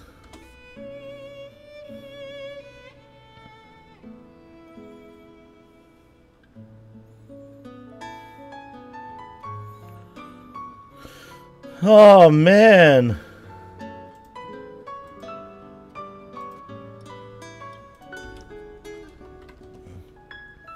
I'm just also trying to make sure, like, my internet's not going crazy. Alright, anyway. Yo, can you guys hear me? And can you guys see me? I hope that the answer is yes. If you can hear me and see me, please say something in the chat. If you cannot, oh, SpaghettiOs. I mean, the lack of... Okay. Oh. Alright, that's right. There's the 20 to 30 second delay between me saying stuff and you guys saying something. Got it. Alright, let's continue on and hope that me talking about my dial-up days and disconnecting one another by calling each other the houses doesn't kill us.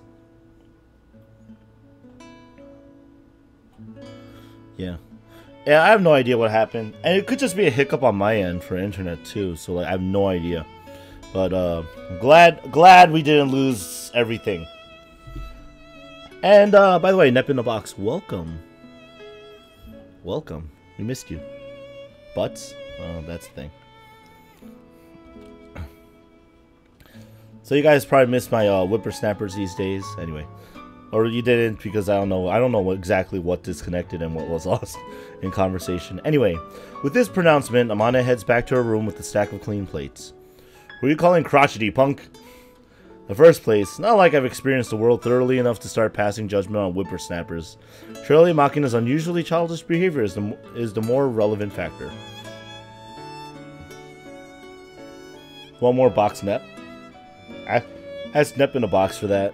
A good case in point, the girl's currently guzzling down a sweet milky drink, mesmerized by the glow of the television screen, completely oblivious to the world around her. Whippersnappers these days. Yep. Occurs to me that if you cut out this one moment in time, it looked like a pretty happy little game of house. Honestly, I'm startled by my own behavior. Even though I understand that this is ultimately nothing more than a make-believe game, I can't seem to help surrendering myself to its lukewarm comforts. It's all about that. Alright, well at least we didn't lose that. Ah, so it is. What's the good professor doing battle with today? The professor in question is the host of the American documentary show Professor Dave's Amazing Animals, a man by the name of David McAllister. This fearless individual apparently puts his life on the line on a weekly basis to provide his audience with reports on various dangerous animals, formula that's proved highly popular with his audience of bloodthirsty children. Yeah, kids! 今日の特集は先週予告したようにサメの特集だ。Same. Clad stylishly in the tough survival gear of a seasoned adventurer, a Hawaiian shirt and cargo shorts. Wow, okay. Professor Dave strides confidently along the beach, telling the kids in front of their TV sets all about sharks in a cheerful, enthusiastic monologue, periodically interrupted by voiceovers that seem to be strategically covering up some overly frank observations. 近年、餌場の問題でサメが海水浴場に姿を見せることも珍しいことではなくなった。せっかくの楽しいサマーバカンスがサメのせいで台無しになったら大変だ。そこで今日の僕はテレビの前のキッズがサメに噛まれた時の対処法を実験するためにここシャークワールドセンターにやってきたのさ。Okay. He said all of that. It's just not in the order he said it in, okay? Because of how the Japanese language works in structure. Anyway. Behind Professor Dave, equipped for his mission with flip-flops and a straw hat, an image of a large building appears with the words Shark World Center in bold red letters. Voiceover informs us that the center is an institution that looks after injured sharks who find their way into shallow coastal waters, helping them to heal and return to the sea.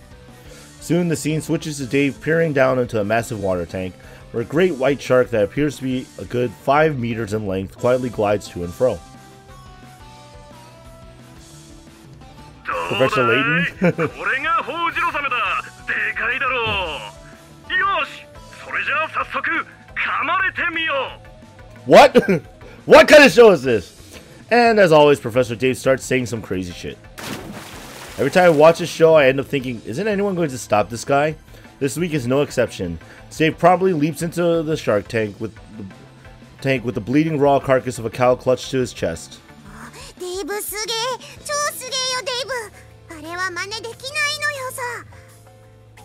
Yeah, let's not try. As if on cue, a disingenuous warning clearly inserted by some long-suffering network lawyer flashes across the bottom of the screen. Hey kids, never try this at home. That's a promise from Professor Dave. There's a surprising lack of pixel pictures on this game. You probably have to search in Japanese. Then again, and it's probably because Grisaia Phantom Trigger probably gets a lot more hype as well. Then again, I sort of feel like any kid stupid enough to try and imitate this stunt should be firmly roped to a hospital bed in the first place.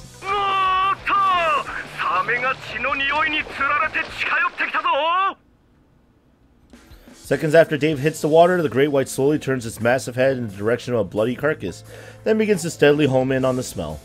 The professor holds out the slab of raw meat to the approaching predator, promptly takes a violent bite, beginning the experiment.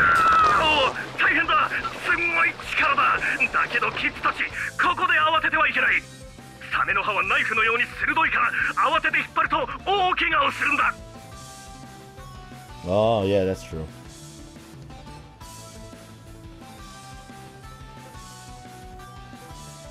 Oh, really?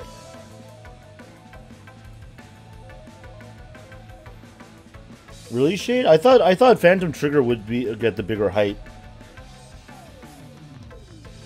But yeah, I guess Grisaia no Kajitsu got its own anime. It's true. ここで大切なのはまず慌てないこと。そしてここ見えるかいキッズたち。ここだサメの鼻っ面。ここにはロレンチニビンという器官がある。ここを素手でガスッと殴ってやればいい。 First day demonstrates by launching a vigorous rain of blows on the thrashing ichthyoid. His hearty battle cry is partially drowned out by a series of electronic bleeps. Soon enough, he's beaten the beast.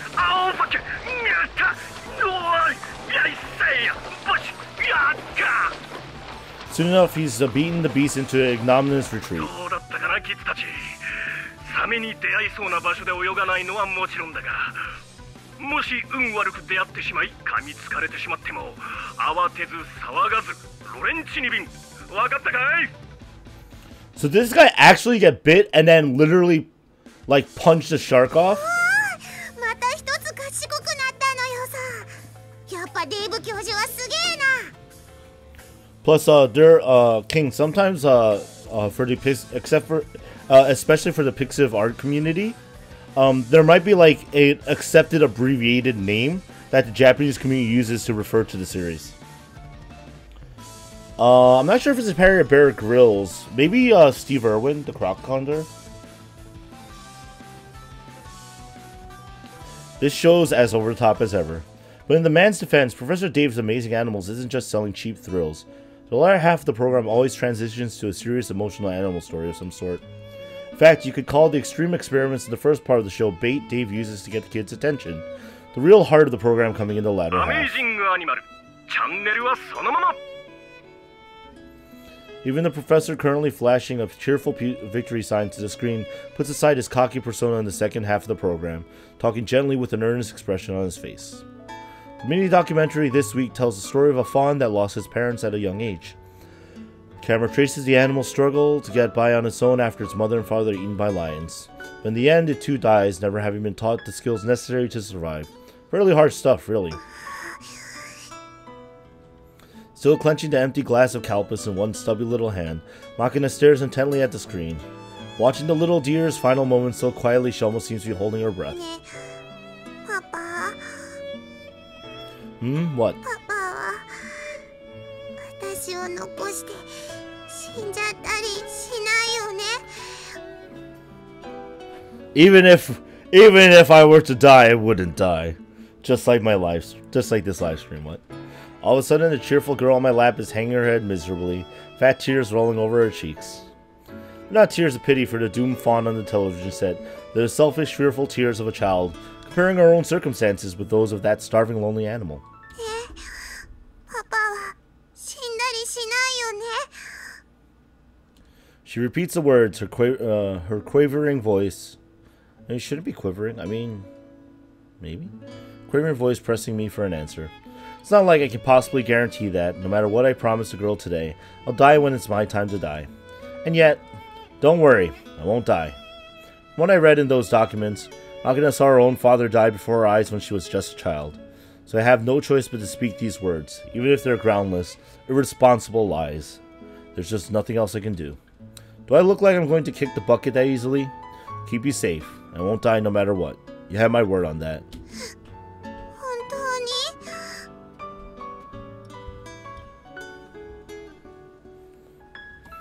Yeah, that's a promise. The words alone don't seem enough to earn her trust. Makina gulps down a big, shuddering breath, bites her lower lip, the tears still sliding down her face. Come on, seriously? How'd I get you to stop crying? チューしてくれたら泣き止むかも。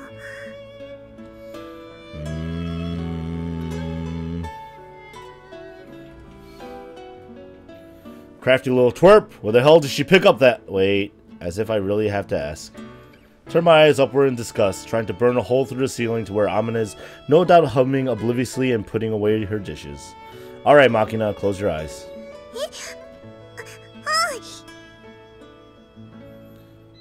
Standing the girl in front of me, I wait for her eyes to fall shut, then grab her firmly around the ears, both hands, and bite vigorously into her head. Ah! Ah! Eat the girl! Wait, what? Men are all wolves! Play around too much and you'll get eaten right up! Point made, I resumed grinding my teeth against Makina's scalp.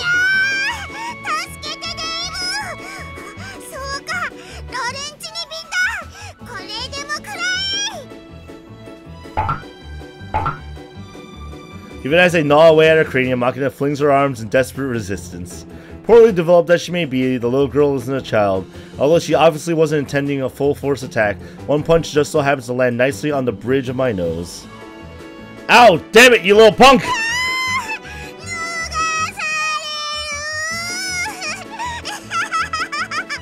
Well... And here's Michiru's. Oh, what the fuck is going on? Is your vision going already? We're playing the Men Are All Wolves game, obviously.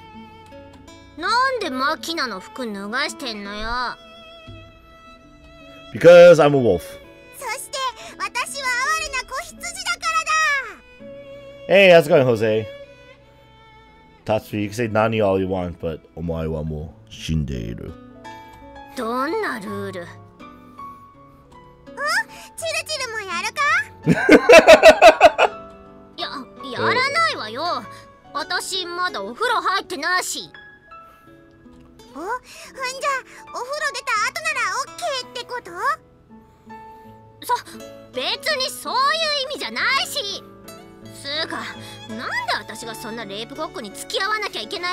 I mean, that's true.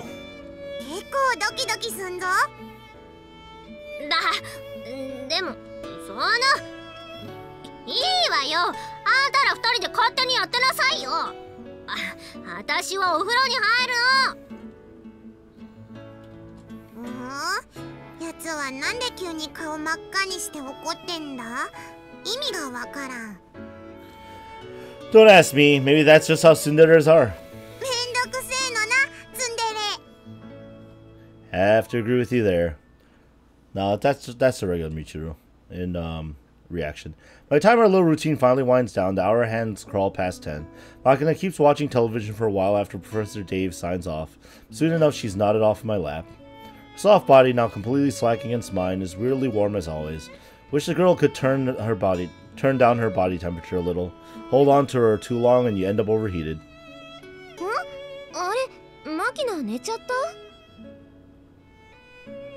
It's Bob.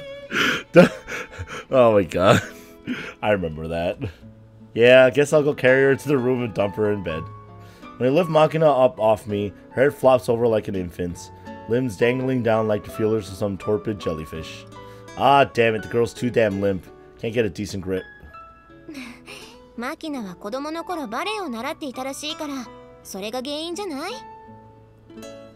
Ballet. I did ballet as a kid. Ballet's fun. Guess it's not surprising that the daughter of a filthy rich family might get a few lessons. Oh, well, I'm not the daughter of a filthy rich family, so... This is awkward. Actually, Makina's a lot more agile and quick on her feet than you might expect. She was trained in ballet as a kid. That might more or less explain it. Whoops. As I finally managed to hoist Makina up into my arms in the classic bridal carry, one of her stubby little hands clutches tightly at my shirt. Seems to be an unconscious reflex, since the girl herself is still thoroughly out of it.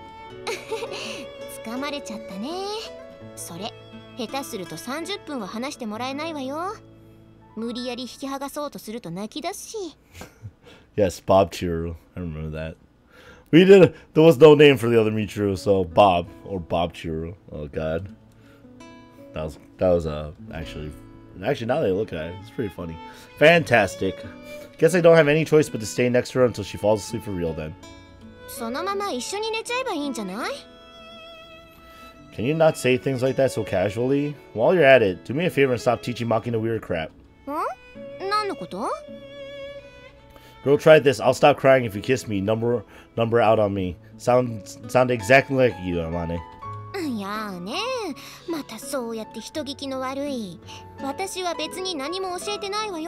Cease.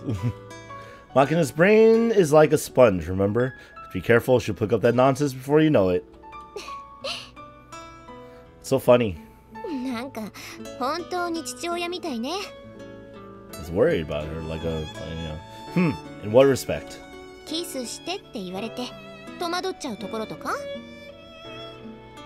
That was just a common sense reaction to the situation.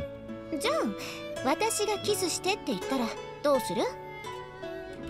Take out my wallet and ask how much. さすがの私もお金なんか取らないわよ。キスぐらいタダでさせてあげるのに。 On the house! There's no such thing as a free lunch. もう育児なし。 It's worked out for me so far. Wow. Carry my floppy burden to Amina's room on the second floor and deposit it on the bed. Just as I was warned, a good 30 minutes passed without Makina's death grip on my clothes weakening in the slightest. The girl finally sinks into full-fledged sleep, her hand slips free. Seizing my chance, I quietly rise from her bedside and return to my room. 30-minute death grip! Ah! When women are in a bad mood, they eat nothing but salad for breakfast. A simple, valuable rule of thumb I learned from my time with JB. Really? I didn't know that. Every once in a while, she'd stumble blurry-eyed into the room in her favorite cow print pajamas, scratching at her shaggy head. She'd then narrow her already menacing eyes to dagger-sharp slits and mumble just salad for me. Of course, we're talking about Haruda Yuria here, a personage known as Queen Hysteria in her professional life. In deference to that noble title, on such mornings I would quietly resolve not to oppose her. But for some reason, we always ended up fighting anyway. Quite the mysterious phenomenon. 何よ、人の顔じっと見て。 Nothing in particular. Maybe blonde women are just cranky in the morning by default? Then again, I guess Michiru is always more or less like this. Even if I went out of my way to be kind and solicitous now, she'd probably interpret it as condescension and flip out. That said, telling her to stop snarling at me for no reason probably wouldn't be productive either. Much less remarks to the effect of, go get laid for once, why don't you? Or, your woman's going to shrivel up unless you get it a little attention.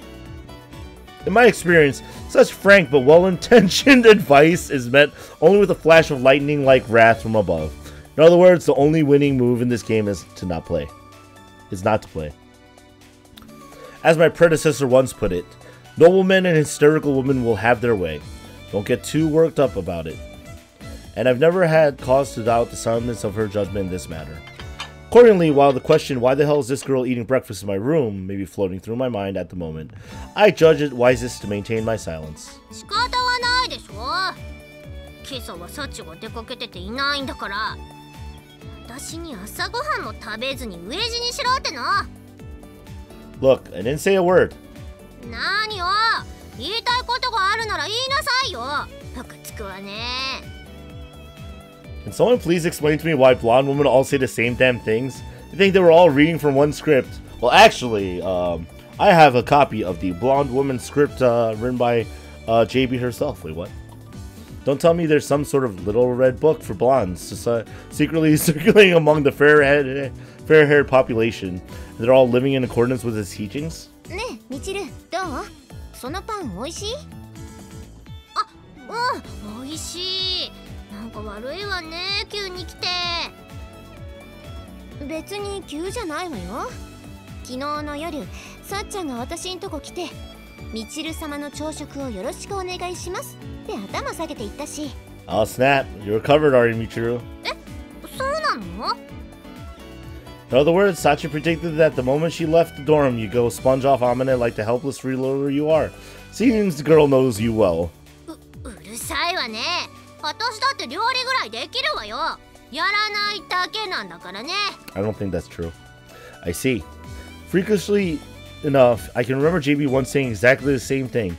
At this point, I'm about ready to wonder if that secret instruction manual really does exist. It's not like you surprised me or anything. But if so, Michiru, my friend, I foresee trouble in your future. See you drunk on cheap sake, lazily slapping together some home cooking, then coercively demanding, well, delicious, huh? Delicious, right? Of your victims. Top of it all, I see you passing out on the sofa without bothering to put away the dishes or clean the kitchen. Yes, I'm afraid there's a good chance you're going to become a complete nuisance of a woman. 何よ。まるで未来を見てきたかのように。My boss is like that. ああ、そういえばみちる、あんた前にそんなことあったよね。Oh no! There's concrete evidence to back this up! 確か料理漫画に影響されたかなんかで急に今日は私がご飯作るって言い出したかと思ったら、キッチンをぐちゃぐちゃにしてくれたじゃん。でもちゃんとハンバーグ作ったじゃない。みんな美味しい美味しいって食べてたじゃない。まあみちるが作ったにしちゃ美味しかったけど、でも付け合わせのポテトサラダ作ったの私だし、あんたがぐちゃぐちゃにしたキッチンを片付けたのはさっちゃんよ。Stop writing it off. でも料理はちゃんとできてたでしょうが。I mean, if you leave a disaster zone and that was your intention, maybe. いいみちるちゃん、お料理ってのはお片付けも含めてお料理なのよ。家に帰るまでが遠足だって学校で教わらなかった？ I'm gonna please don't bring up school trips. つむの弱い子に優しく解いて聞かせるみたいに言うな。Is this the harem route, King? You know, I think in a way, the writers understood the Makina route would probably be the strangest. So they're like, you know what? Have all the girls. Come now, Amane. Think you made your point. In any case, it's interesting to hear that Michiru really can cook. I'd like to try that Salisbury steak myself sometime. I'm gonna be like, you clean the kitchen then. ちょっとユージ、あんたはまたそうやって社交辞令的なこと言ってこの場を丸め込もうとして。もしみちるがその気になって今日のお昼私が作るとか言い出したらどう責任取るつもりよ。今日はさっちゃんもいないし私だって忙しいのよ。ちょっとあまね、あんたちょっとは私に気を使って言葉選びなさいよ。So anyway, where's Sachi wander off to first thing in the morning? 聞いてないの？今日は神社でお祭りがあるからさっちゃんはその準備に出かけてるのよ。Festival! Well, it's summer. Ah, festival, is it? When I was cutting through the area around the shrine on my run with Makina this morning, did you hear the sound of a group practicing with flutes and drums or something? They must have been rehearsing for the main event. Now that you mention it, Makina kept yelping, Sama Zestival and Donbons this morning. It said Bondans and Summer Festival. I assumed that was more of her cryptic nonsense and ignored it, but I guess she must have meant Summer Festival and Bondans. そういうこと。商店街でもお祭りをやるから、さっちゃんは広場に櫓とかテントを建てるの手伝いに行ってるし、マキナはパン屋さんが出すチリドッグの屋台を手伝いに行ってる。私もこの後子供会で無料配布する豚汁を作りに行くの。 What? Oh, pretty admirable contributions to your town for such an insolent bunch. Not bad. まあね、埋め立て地とはいえ美浜もこの地域の一員だしね。 Well, I firmly approve of putting down roots in the broader community. That's important. Let me rephrase that. If we don't pitch in with this sort of straightforward community service, Mihama will probably get a reputation as some secretive school where God knows what goes on. I mean, it's not like our budget's coming out of the public coffers. So I doubt we get protesters with placards hurling eggs over the gate, but still, putting a little effort into PR can't hurt.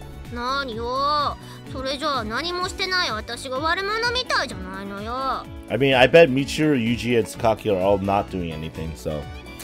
Wasn't really implying anything. I mean, it's not like Sakaki's doing anything either, right? ああ、榊さんはほら、お祭りのスポンサーになってるから。行けばわかると思うけど、商店街の街灯全部に盗品グループの旗がいっぱいぶら下がってるよ。ち、金だけ出しておけばいいってもんじゃないでしょうに。それにグループの代表として午後から始まるのど自慢大会の審査員をやってくれないかって商店街の会長さんに頼まれたみたいでさ。 It is your fault. Tsundere's destroyed the country. Nah, not all. And to be fair, when it's all said and done, they'll yell at you. It's not like I wanted to destroy the country or anything, Baka. And then you 最初は go. 断るつもりだったらしいけど、結局断りきれなくて引き受けちゃったから暇じゃないと思うわよ。Aww. No that no face. ヌーじゃないわよ。あんたも暇なら手伝いに来なさいよ。子供会の仕事は山ほどあるわよ。綿菓子作って配ったり、引換券持ってきた子にお菓子の詰め合わせあげたり、今年は金魚すくい券もあるから金魚屋のお姉さんやるとかね。Michiru is one of those light blue happy coats. Might work for you. Yeah, go for the goldfish lady. You're a blonde, so the coloration works, and somehow I can really picture you as a Carney's daughter. あんた、それ褒めてるようで褒めてないでしょ。Probably not. No. Selling chicks that cost practically nothing to dumb kids really does seem like it would suit you. Or maybe running one of those semi-fraudulent die cutting stalls where the price are entirely at the owner's discretion. あんたバカにしてるでしょ。私のことバカにしてるでしょ。まあまあ、暇なら後で私と一緒に手伝いに行こうよ。ね。わかったわよ。どうせ暇だしね。子供は嫌いだけど手伝ってあげるわよ。ユージはどうする？ I've got nothing to do either, so I'll help out if there are any jobs where a little physical power might come in handy. じゃあ、さっちゃんの方手伝ってあげてくれる？やぐら組とか大変そうだし。Roger. そんじゃ、とっととご飯食べて出かけようか。みちる、パンと牛乳のおかわりは？美味しいでしょ、そのパン。Yeah. 美味しいわよ。おかわりがあるならもらいたいわよ。she has to act hella soon, that's why. なんで怒ってるのかさっぱりわからないけど。ちなみにそのパン、マキナが焼いたんだよ。What? マジで？ What? 私、昨日パン焼き器買ってさ。今朝マキナが生地をもっちゃもっちゃこねて早速焼いてみたんだけど、これがまあ結構美味しいのよね。Oh my god, Makina has learned how to bake bread already! 所詮は機械の性能じゃない。私だって機械があれば美味しく焼けるわよ。I don't think you understand how the bread machine works. でもマキナはあんたと違ってちゃんとキッチン片付けていったわよ。Rook! うぐ Rook! うぐじゃねえぞ。No goose. And so, having partaken of our morning repast, we immediately head out to assist the local festivities, with Michiru and Amane joining the event staff for the Children's Festival. We proceed to brandish sticks at a group of innocent neighborhood children gathering in short-sleeved happy coats. Happy. She has a baguette launcher, should be ready for battle. Then she'll be in Super Smash Bros. Ultimate, right?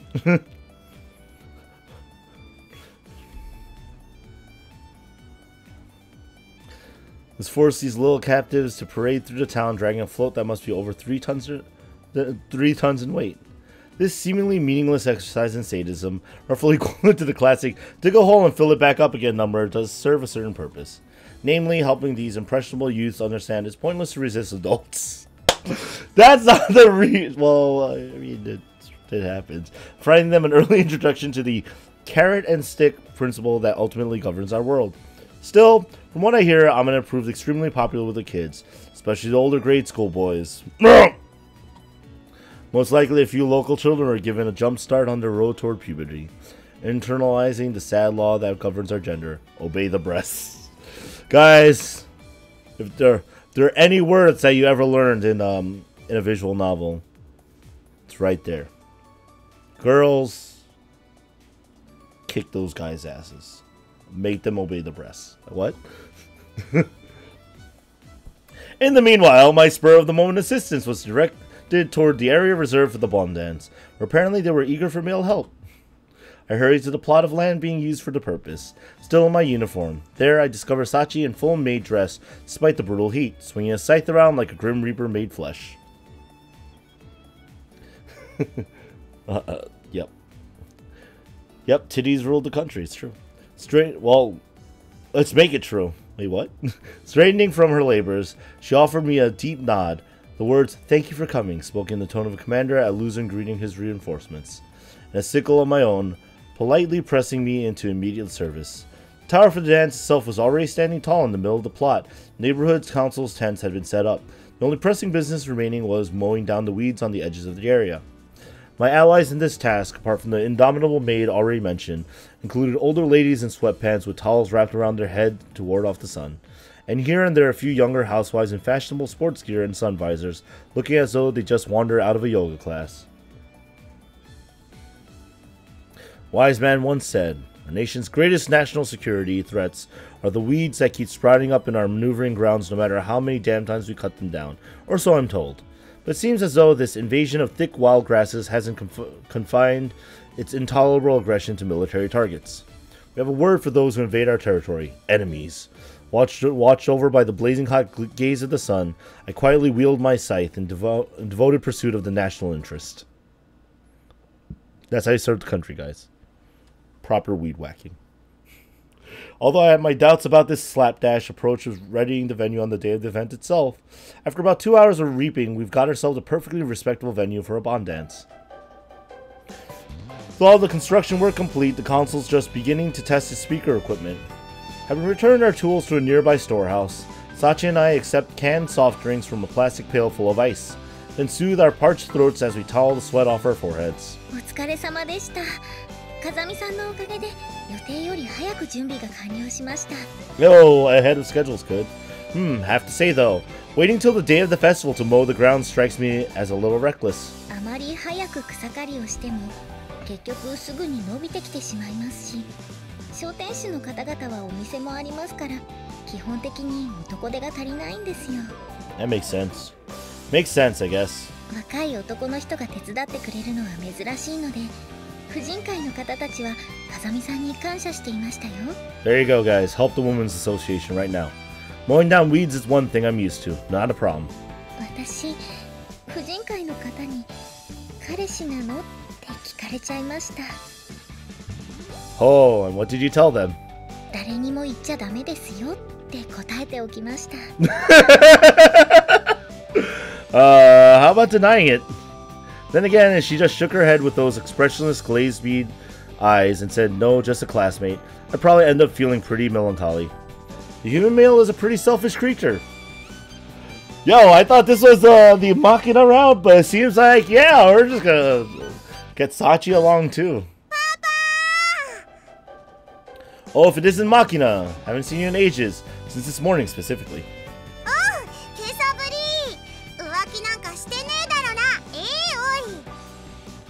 Caught me red-handed. I was just now flirting around with our friend Sachi here. お話ししてただけで別に浮気はしてないよ。まあ、サチなら別にいいか。What? What? What is this girl saying?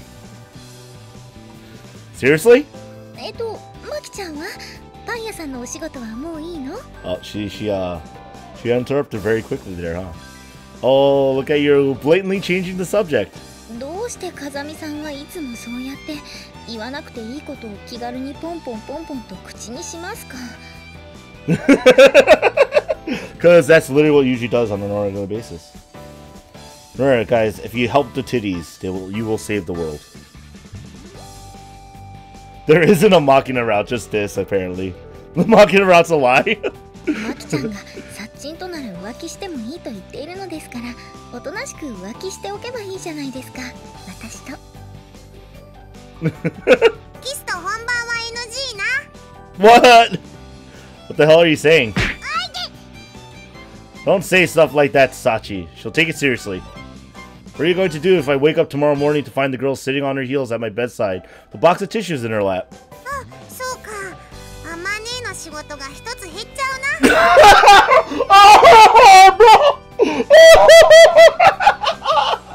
Oh, no! Oh, God. Is this the best route? I think we found the best route. That's not the issue here, okay? For one thing, even Amane isn't quite that convenient a woman. 風見さんがお望みでしたら、私は別に。 Okay, stop squirming around and blushing. Don't take her stupid joke seriously, alright? I have my hands full with Amane. I'll pass on any more sluts in my life. 私がなんだって？ Oh, here she is. Oh, if it isn't Amane, what a coincidence. I was just mentioning how I don't need other women with you around. まあなんか都合のいいように話をねじ曲げているような気がしないでもないけど、まあいいわ。Oh god, I'm dying. It's so funny.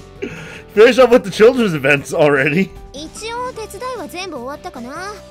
そっちは？ Sachi and I helped get the venue set up. Went pretty smoothly. 私も午前中の分は終わらしたし、午後の人と交代したからお仕事は終わりなのよさ。そっか。じゃあ一旦寮に帰ってお風呂に入ったら浴衣に着替えよっか。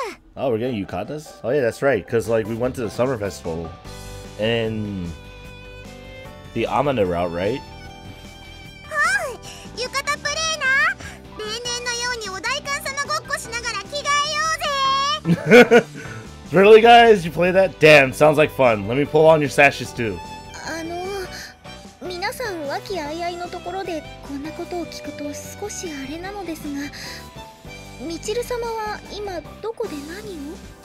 Don't worry, King. I bet the Sachi route will be great for you. あ、そうか。みちるのことすっかり忘れてたわ。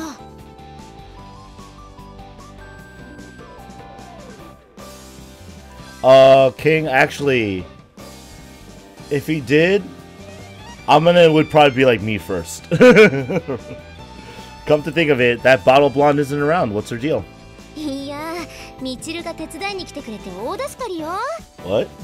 あの子、お菓子を配るたびに勘違いしないでよねって言うもんだから、子供たちに大受けでさ。 Oh man, kids love tsunderes. Japan's doomed, guys.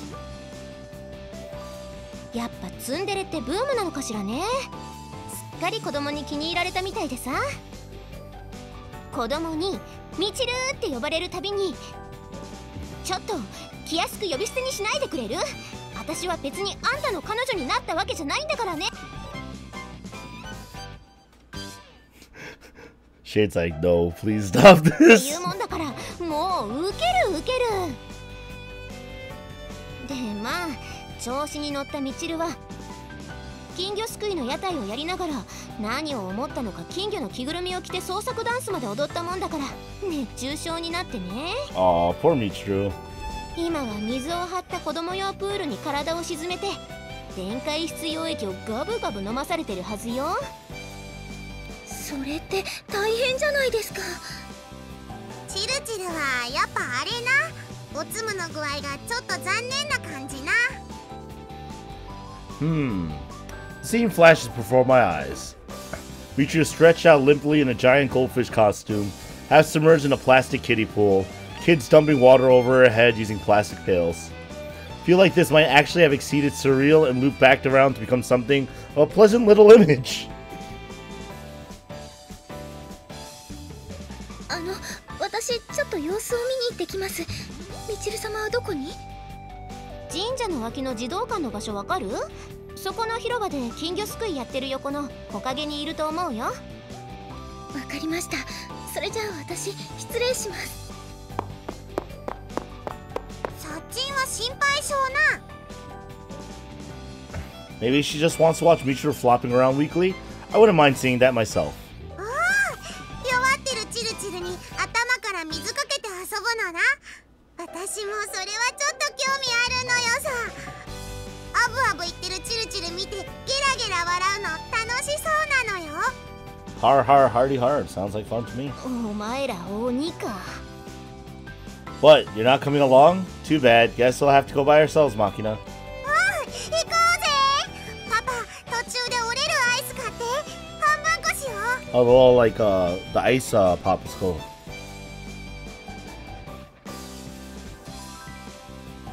Very well. Guess I'll buy Michiru and Sachi some while I'm at it. あ、ちょっと私を置いてく気？待ってよ、私も行くから。 And we all picked on Michiru together. We conclude our slightly hectic afternoon by retrieving Michiru. As expected, she's thoroughly transformed into a water toy by the local children. Then we temporarily return to the dorm to ready ourselves for the festival proper. Creechy, please don't bloodlust. As the first hint of twilight begins to creep into the sky, the squawking of birds returning to their nests fills the air. sounds abruptly washed out by the rapid popping of a 5-stage thunder firework, reminiscent of a bursting mortar shell. Notification that everything's gone off as planned, marking the official beginning of the festival. Papa! Mite, mite! Oh, Japanese clothes really do suit a stumpy little barrel like you, don't they? それは褒めてんのか? Here, let me get a better look. Hey, you've got this thing on pretty well, don't you? I'm gonna put it on for you. マキナの場合は作り帯だから手間はかかんないのよ。 Oh, snap. Oh, does that mean your sash is a real deal, Amane? そりゃそうでしょう。私の地元じゃ作り帯が許されるのは小学生までよ。中学生になってまだ作り帯なんか巻いてたら笑われちゃうっての。私のプライドはズタズタだな。あんたはいいのよ。身長的にも体型的にもそれが一番似合ってんだから。Was it like Makina's, the Amane's hand-me-down again? あんたすぐに着崩しちゃうでしょうが。クシュクシュ帯で上等よ。まあいいのよさ。この方が脱がせやすいしな。それにアマネーは下にパンツ履いてるし、腹にはタオル巻いてっけど、私はノーパンなのよ。これも一つのアドバンテージなのよさ。 Easy mode? What? Sorry, what exactly are you supposed to be competing at here? とにかくだ。祭りといっても何を祀っているのか宗教的な背景を一切気に留めようともしない私だけれど。Well, yeah. At least know what the festival's for. Come on. 祭りを存分に楽しもうとしている姿勢や意気込みだけは感じるな。 I don't really get it, but you certainly do seem pretty fired up. マキナ、あんたその金魚柄の浴衣。私に対する嫌がらせ。Oh, that's right. おー、チルチル。金魚酔いはもういいの？金魚酔いじゃないわよ。熱中症よ。っていうか、金魚はもううんざりよ。Poor Michiru. この金魚柄はあんまねえが選んでくれたのよさ。ほら見てやって。マキナの飾り帯。琉金の尻尾みたいになっててふわふわしてんの。これ可愛くない？ I like how they're showing off like Makina's yukata and Michiru's like, I'm having PTSD. In combination with those pigtails, spoilers, and the cylindrical design of the clothes, it kind of resembles a vectorizing nozzle. No doubt it'll prove useful for precision maneuvering in a zero-G environment. Stirs the male soul. あたしゃ可愛いかって聞いてんだぞ。I see. You look cute, Makina. そうかな。Michiru's hyper soon? Yeah, she tries to be anyway. Yours looks great as well, Amane. I'm honestly impressed. ありがとう。 You mean the bedroom rise after that comment. And as for you, Michiru, the usual outfit I see. なによ。落としたって浴衣ぐらい着たことあるわよ。今日はたまたま着てないだけで。着ればいいの？着ればいいんでしょ。I wasn't really telling you to put one on, just saying. それより他の子たちは？ユミちゃんならちょっと前に浴衣着て出て行ったのよ。Kaki's dress. What? なんかよくわかんないけど、地元のお偉方が集まるテントでお酒のお酌をするんだって。Oh, you have to make nice with the people, the locals, man. すんげえ苦々しい顔して出て行ったけど、あんな顔した女に継がれても酒がまずくなるだけじゃね？ Well, せっかくのお祭りだってのに、榊さんも苦労が絶えないわね。I mean, like, yeah, she like helped sponsor it, right? そういう家柄なんだし、諦めろって話なのよさ。 Yeah, it still sucks though. And what about Sachi? なんで私を見るのよ。いや、まあ私が知ってるんだけどさ。サチなら誰もいなくなるからって寮の戸締まりをして回ってるわよ。 Oh yeah, that's right. I guess that'd be something important to do when everyone's out together to actually lock up. と噂をすれば小峰幸登場ですよ。 Hey, she appeared. Same old maid uniform, huh? Won't deny I was a little curious to see how Sachi'd pull off a yukata, but I guess I should have known better. 何をおっしゃいますか、風見さん。 Of course, it's one of these 7 different models of maid これは uniform. 一見すればただのメイド服に見えますが、亜熱帯のジャングルでの活動を視野に入れて開発された防暑に優れた夏季略装で。No, it's fine. You don't have to say the whole thing. I give up. Go wander off to Saipan or Guadalcanal or wherever. そんじゃとりあえずみんな揃ったことだし、お祭りに繰り出しますか。 Realistically, Michiru probably wore her regular clothing to kind of match with Sachi, who also wasn't going to wear a yukata. Running like a paratrooper leaping out of a plane, Makina slips into her Geta sandals and bursts out of the dorm, clattering noisily with every step. ほらもう走ると転ぶわよ。 Mana hastens after Makina, a wry smile on her face. The rest of us follow her lead. You had one job game? Maybe the primitive rhythms of drums and flutes naturally stir up the human heart. The shopping district, now transformed into the venue for a festival, is crowded with unusually lively people. Hey, we got nighttime shades on the character portraits. だから夏祭りだって言ってんでしょが、なんであんたはいつもそうやって言葉がテレコになるかな。あ、ねえねえ、あれ何？あ、もうこら、だから走るなっつの。どこ行くのよ。アルバイト始めたりで少しは大人になったのかと思えば、所詮はマキナ、まだまだ子供よね。I mean, she is a kid. そうおっしゃられるみちる様は大人なのでしょうか。まあ何をもって大人とするかなんて、それこそ人によって尺度も違うだろうけど、少なくとも私は祭りの夜店ごときで前後不覚になるほどテンション上がったりはしないわね。 Well, it'd definitely be a little weird if you started running around shrieking with Makina, but that's a little thin as justification for this whole big sister act. みちる様における大人の基準の低さが伺われる発言ですね。Oh, wrecked. なんだ、その程度の挑発で激高するほど。これは Oops. 成長なされましたね、みちる様。午前中に子供と一緒にキャッキャ言いながら出汁を引いていた方とは思えない発言です。Oh, well, calling her out for that morning. She said she wasn't a kid enough to flip out of achievements and like that, guys. ほんの数時間でよくぞそこまでご成長なされました。まるで別人のようです。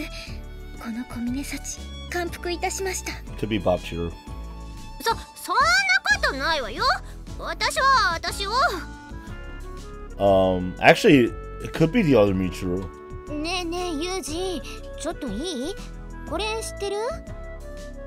Looks like apricot candy. What about it? これってさ、どう見てもスモモなんだけど、なんでアンズ飴っていうの？ What? I don't have a clue. Why don't you try asking the guy running the stall? なんかよくわかんないけど、そういうもんだよお嬢ちゃんって言われた。Uh-huh. I guess that's just how it is then. Why are you so curious about this all of a sudden anyway?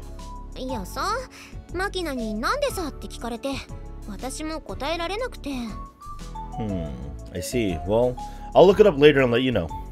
So yeah, Makina, wasn't she with you? Where'd she go? あ、いない。あの子またちょろちょろと一人で。Gotta hunt her down now. マキナ The hunt for Makina begins. Honestly, for someone who's supposedly so afraid of strangers, she's weirdly adventurous. マキちゃん、いなくなっちゃったんですか？ Nothing to worry about. I'll track her down in no time. You just enjoyed the festival. そうそう、大人は優雅にパラソルの下でかき氷でもフラッペでもいただくのが祭りの風流ってものよ。She wants some shaved ice. 今なんで言い直したんですか？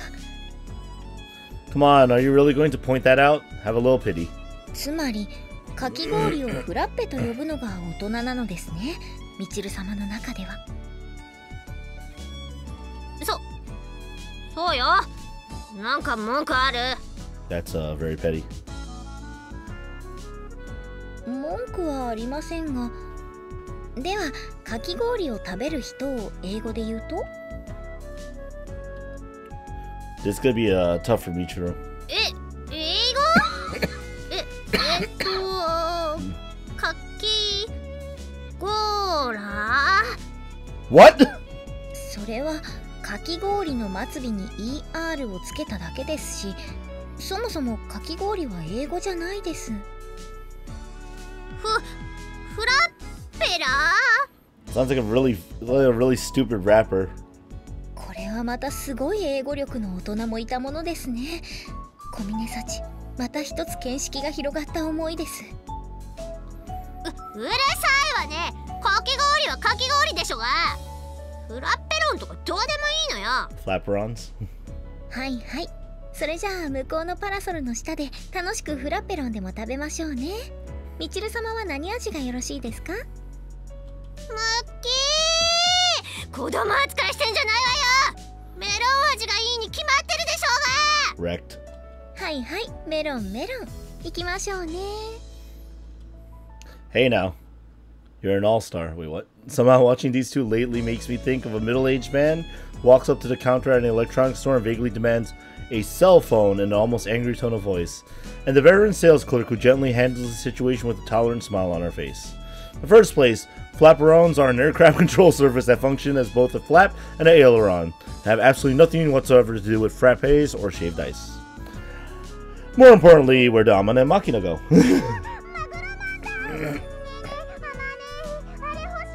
Oh, we found him. If you're fapping or wanking, you do whatever. You guys do you, okay? なに？ああ、ぬいぐるみか。持ってあげたいけど、私もあまり得意じゃないのよね。Time for Dad to step in then. っていうか、あんたあんな気持ち悪いぬいぐるみが欲しいわけ？ひょっちゃら言うな。マグロマンは高級鮮魚なのよ。 Oh yeah, the tuna fish man episode that we い watched. や、意味わかんないし。マグロに手足生やしただけじゃん。やっぱきょっちゃるいて。Hey, you two, something up? あ、ユージ、なんかね、マキナがあのきょっちゃるいぬいぐるみが欲しいんだって。しゃーからきょっちゃる言うな、ツートンのジャイ。しばくぞボケ。Sorry, can you talk in standard Japanese? だからマキナがあのマグロが欲しいんだって。 Tuna.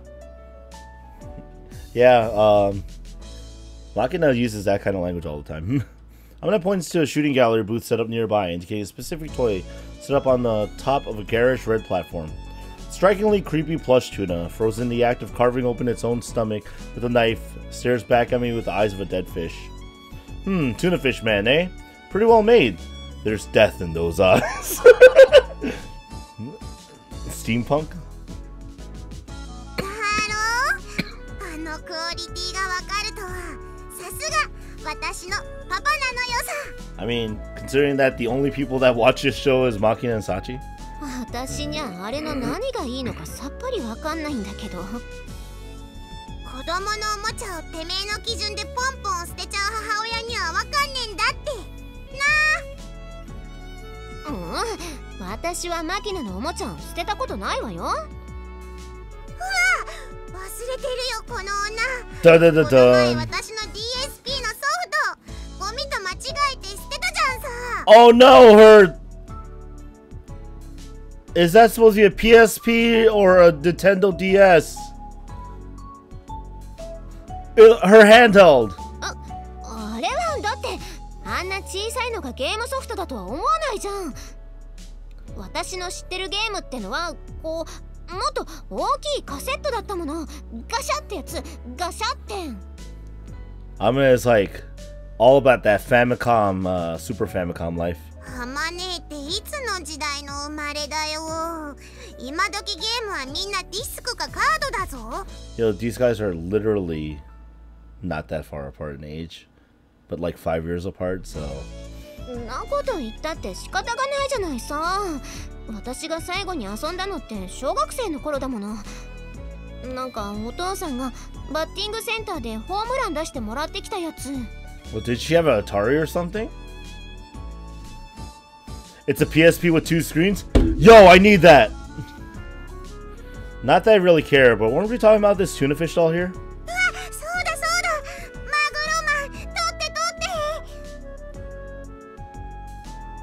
9:30? 9:23 for me. だから私はこういうの苦手なんだって。目も悪いからよく見えないし。 Oh, that's true. In the flashback, Amina wore glasses. So does she just walk around without her glasses, or does she wear contacts? Because she almost never has her glasses on. In fact, does she ever have glasses on? I don't remember seeing her with glasses on outside of her flashback. ユージは What about me? だからほらあれだよ。射的得意 Sharpshooting, huh? To be honest, it's definitely a strength of mine, and in fact, you can call me something of a specialist. But マキナがあれ欲しいんだって。取ってあげてよ。パパのちょっといいとこ見てみたいのよさ。 showing off would be easy enough, but that's no good. Makina, my friend, get to toy yourself. I'll teach you how. こういう時に頼りになるのが男の子なんじゃないの I'm gonna stop living in this antiquated society. We're gonna teach Makina to be the ultimate super soldier. I mean, what?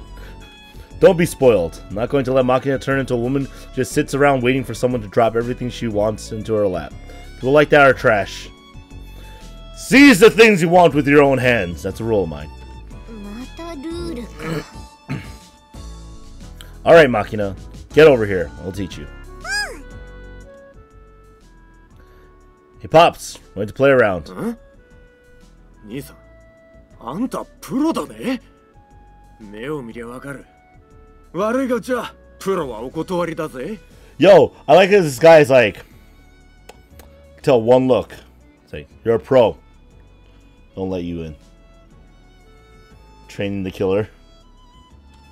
Don't go jumping to conclusions there, friend. Not playing, this shrimp is. Assume that's not a problem? お嬢ちゃんか。ま、いいだろ。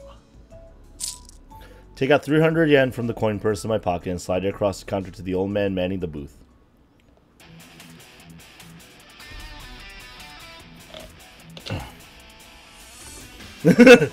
I like how this intense music, like, oh my god. And look at this intense facial expression from Makina of all people. Alright, Makina, listen up. The distance to your target is a mere 1.8 meters, practically point blank range. There's effectively no wind. Can't ask for better conditions than this. Even a drugged monkey could make this shot. You're fighting with 5 rounds of ammunition. You have permission to expend the first as a test shot.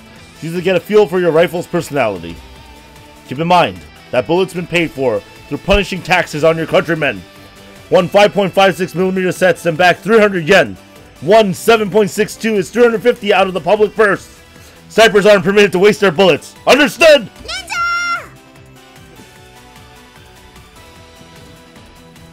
This fills you with determination. Ah, no. Rise to Undertale then. Alright then. As a rule, fresh recruits like you should aim for the chest, not the head. It's a bigger target and less likely to shift on you suddenly. Much easier to hit. When using a small rifle without optical augmentation, you have nothing to rely on but your long years of experience and your instincts. But unfortunately, you happen to be completely lacking in the former. But then again, we're dealing with a completely static target here. Even an amateur can manage that. You've got an excellent spotter. From now on, believe in me. Alright then, here's your first round. Stuff it into the muzzle without leaving any gaps. Air will leak out of even the smallest crack, throwing off your trajectory. Load your weapon with the greatest possible care. Choose a piece of cork that appears to be well balanced from the small dish of bullets the booth's owner handed me. Then pass it to Makina. The girl accepts it timidly, aligns the tapered end with the muzzle crown of her little gun, but carefully pushes it into a place with a sharp squeak. Very good. Next step, pull the lever back as gently as you caress a woman. Compress the pistons and engage the sear. Excellent. Now aim your sights toward the enemy. Hold the groove steady in front of your dominant eye and assume a shooting stance. Right shoulder, good. Left shoulder, good. Hold position to fire. Not yet. Keep your finger off that trigger. First, draw a rough bead on your target with your dominant eye. Once you set your line of fire, inhale deeply. From this point on, no response will be necessary. This is like really serious. When you draw in as much air as your lungs can hold, breathe out 80% and hold on to the rest. Nah. Now hold your breath! Alright, listen up. From this point on, don't worry about aiming. It's pointless. You'll make your hands shake if you try. Just visualize that the bullet's striking home. Got that? You are going to land this shot. Think of your friends. Think of your hometown. Think of your country. And when your heart is full to the brim with determination, wrap your finger around the trigger, cold and serene as frost falling on a winter night. And fire! Miss! Oh, jeez. I know, like, I'm just like, wow. There's no time to be depressed. Figure out the quirks of your gun and its ammunition, yes? Now change your sniping spot before they have time to counterattack. 反撃ってさ、なんかすっごい真面目にやってるところ悪いんだけど。Amina finally talks too. Pop. Idiot! What kind of suicidal fool sneaks up behind someone in the middle of a firearms training session? ああ、はいはい、ごめんよ。もう黙ってるからちゃっちゃと終わらせてよ。Alright then. Makina, load your next round. No matter how skilled you may be at something, imparting knowledge to others is rarely as easy as you might think. However, Makina possesses both a surprisingly excellent memory and fundamental mental flexibility. Just as importantly, when there's something she doesn't understand, the girl asks for clarification instead of pretending to follow. And above all else, she has a truly passionate desire to improve herself. Teach her the first step and she'll end up learning the next 10 on her own. This off-the-cuff instruction in the fundamentals of marksmanship is no exception. Girls visibly sucking in my every word like a sponge absorbing water. As her instructor, it's a refreshing feeling. In the end, Makina is equipped with a toy gun and completely unreliable wedges of cork. The first 4 shots sail wide off the mark, leaving her with only the final bullet, usually reserved as insurance against being captured alive. Last bullet, it all comes down to this one shot. You only get one shot, do not miss your chance for a Maguro Man plushie, I guess. I don't have anything more to teach you right now. Believe in yourself and pull the trigger. Hit! Cork bullet slaps into the Teenage doll's lower right flank, a kidney shot. Unbalanced by the impact, the toy spins widely around the platform. Just like that, it falls off the ledge with a satisfying thump.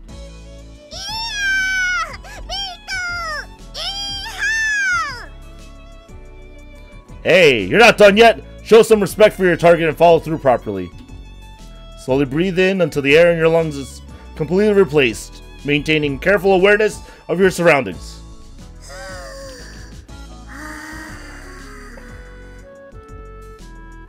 Ayo, Ojo-chan. Omedetou. Party's like, hey, yeah, good job, good job.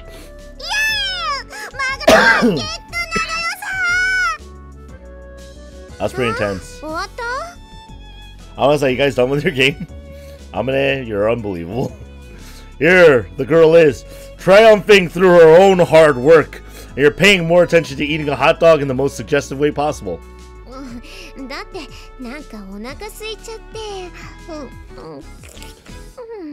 damn it, Amane. Don't run your damn tongue around the thing!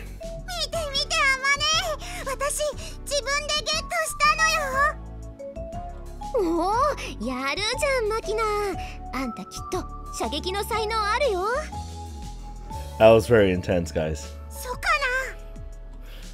To be certain, you've got an eye for it. Well done, Private Yurisu. Just the sort of skills I expect from my daughter.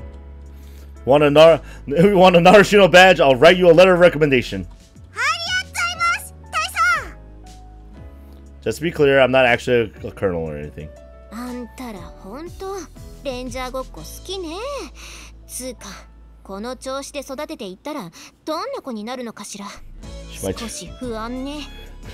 Makina's gonna become a super soldier. What are you talking about?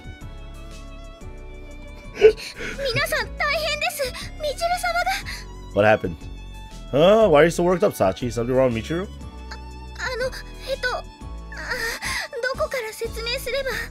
Probably got melon shaved ice on her face or something. Calm yourself. Start with the one thing you want to say most.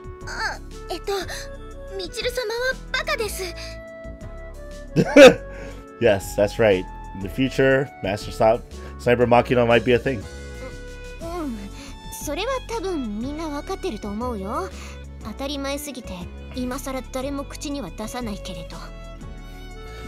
In other words, you're trying to tell us that Mitra has made a complete ass of herself yet again. いかにもです。イカって言えばあっちでイカ焼きそば売ってたのよさ。食べに行かない？ Didn't they say Ika yakisoba? Squid yakis? お、いいね。行こうか。 Come on, people. At least try to be a little concerned about Michiru. So what exactly happened, Sachi? Explain the when, where, what, and why as concisely as possible. はい。先ほどそこのかき氷の早食い大会の会場でみちる様が馬車馬のごとき勢いでかき氷を食べましたところ、急に頭を抱えたかと思えばウキューッと意味不明な気勢を発して混沌されました。 It's just brain freeze. I see. Not solemnly. Seems plausible enough. Incidentally, human beings really are creatures of constant growth. No longer even surprised by that level of eccentric behavior on Michiru's part. 逆に言うとチルチルは全然成長しないのな。あいつあれな、そのうちバカで身を持ち崩すタイプな。Darwin Awards. Dang, that's a つ reference. ーか、みちるはなんだってそんな大会に参加したのよ。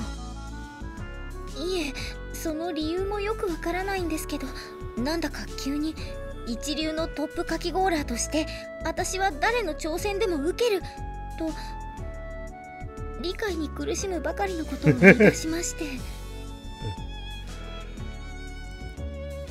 Oh man. In other words, she started acting like the champ on the basis of nothing but her own completely unfounded pride. みちる様がおっしゃるにはチャンプの中のチャンプ、チャンペストだそうですが、正直私にはみちる様が何を言っているのかさっぱりでして。 Alright guys, that's the word. The word of the day, champist. Look it up.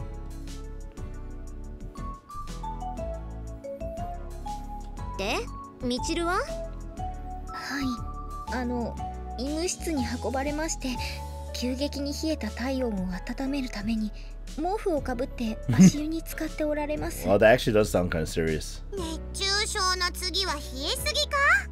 めんどくせえ女なのよさ。 Seriously. Come on, no need to be so harsh on the girl. For the moment, why don't we go check up on her? Like so, our hectic but profoundly memorable visit to the summer festival rolled on into the night.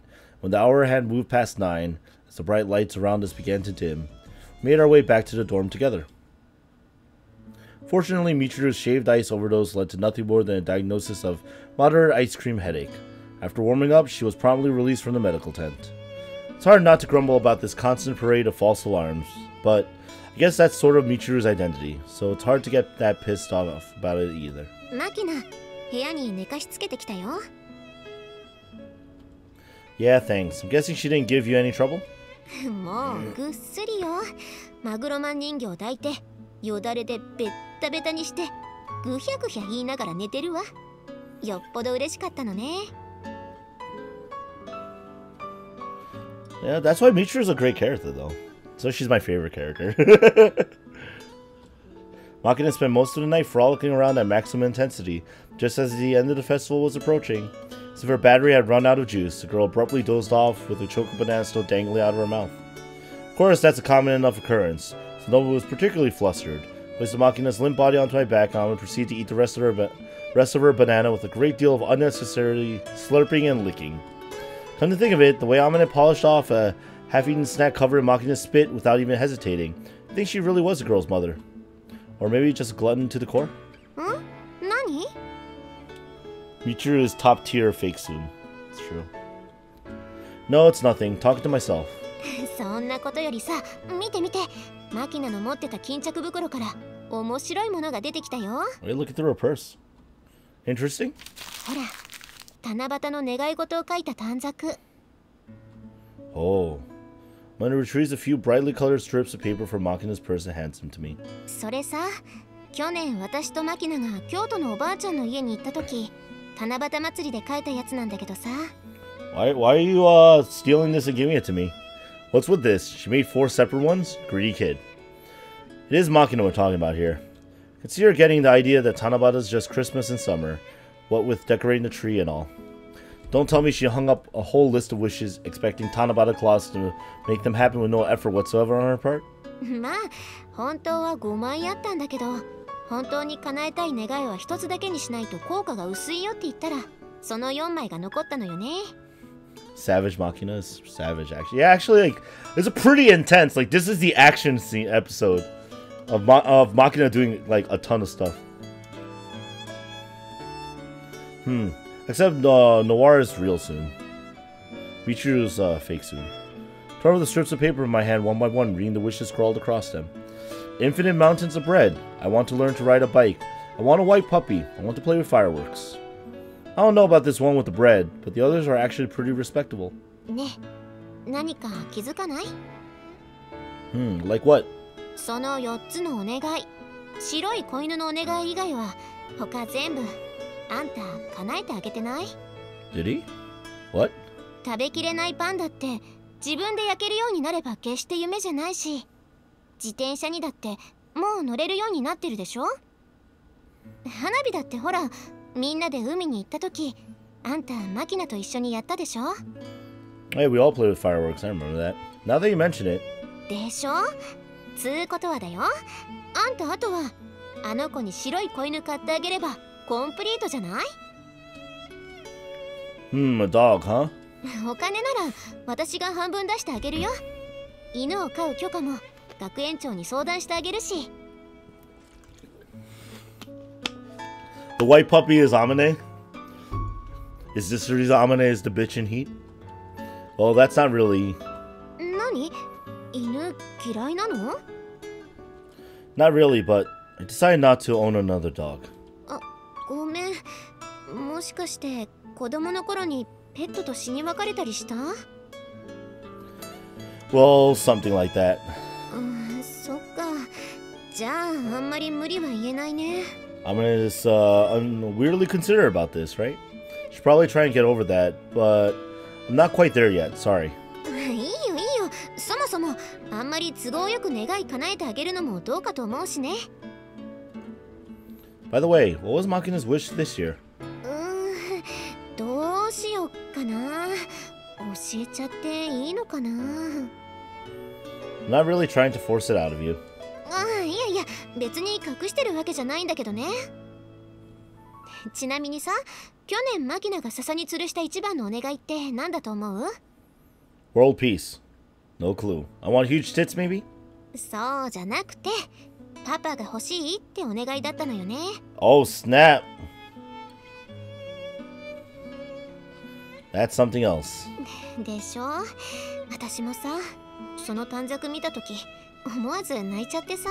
Oh man, I'm so really sad. でもさ、こうしてちゃんと願いが叶って風見裕二ってパパができたんだから、七夕のお願いもそうバカにしたもんじゃないよね。 I guess. で、これが今年マキナが書いたお願いの短冊。 Wait, why do you have that? それは書き損じたやつよ。ちゃんと書いたやつはベランダで笹に吊るしてお焚き上げも済ませてあるわよ。 Let's see. Slip of paper I accept from Amina has 4 words scrawled unsteadily across it. Stay with Oni-chan forever! I see, misspelled forever, huh? 七夕の頃はあんたまだあの子のお兄ちゃんだったからね。 In other words, she wished to be with me forever. そういうこと。どう？ちょっと嬉しい？ Explosion followed by short delay. Apple. What? Well, I guess. あれ？照れちゃってんの？まあ、かわいいこと。 To be certain, the way Makina is taken to me inspires an awkward variety of happiness. But on the other hand, I find myself bumping right back up against a crucial question. Just how long will I really be able to stay with her? Well, I intend to be around for her as much as I can. そうしてやって。あんたもいろいろな事情があってこの学園に来たんだとは思うけど。 Oh man, of course Amina knows せ that. めてこの学園にいる間だけでもさ、あの子のお父さんごっこに付き合ってあげてよ。ね。 Sounds about right. Averting my eyes from Amina's steady gaze, I reflexively glanced into the corner of my room at the black cell phone I carry for work. Part of that baggage I'm still forced to lug around. Struck by the sudden urge to snap the damn thing in half. I know perfectly well that smashing a phone isn't going to break the chains around my neck. I don't know how long I'll be able to stay here, but I could be gone tomorrow. But still, as long as I'm in this school, I think I'll do what I can. Hey, 8-6, that's my birthday.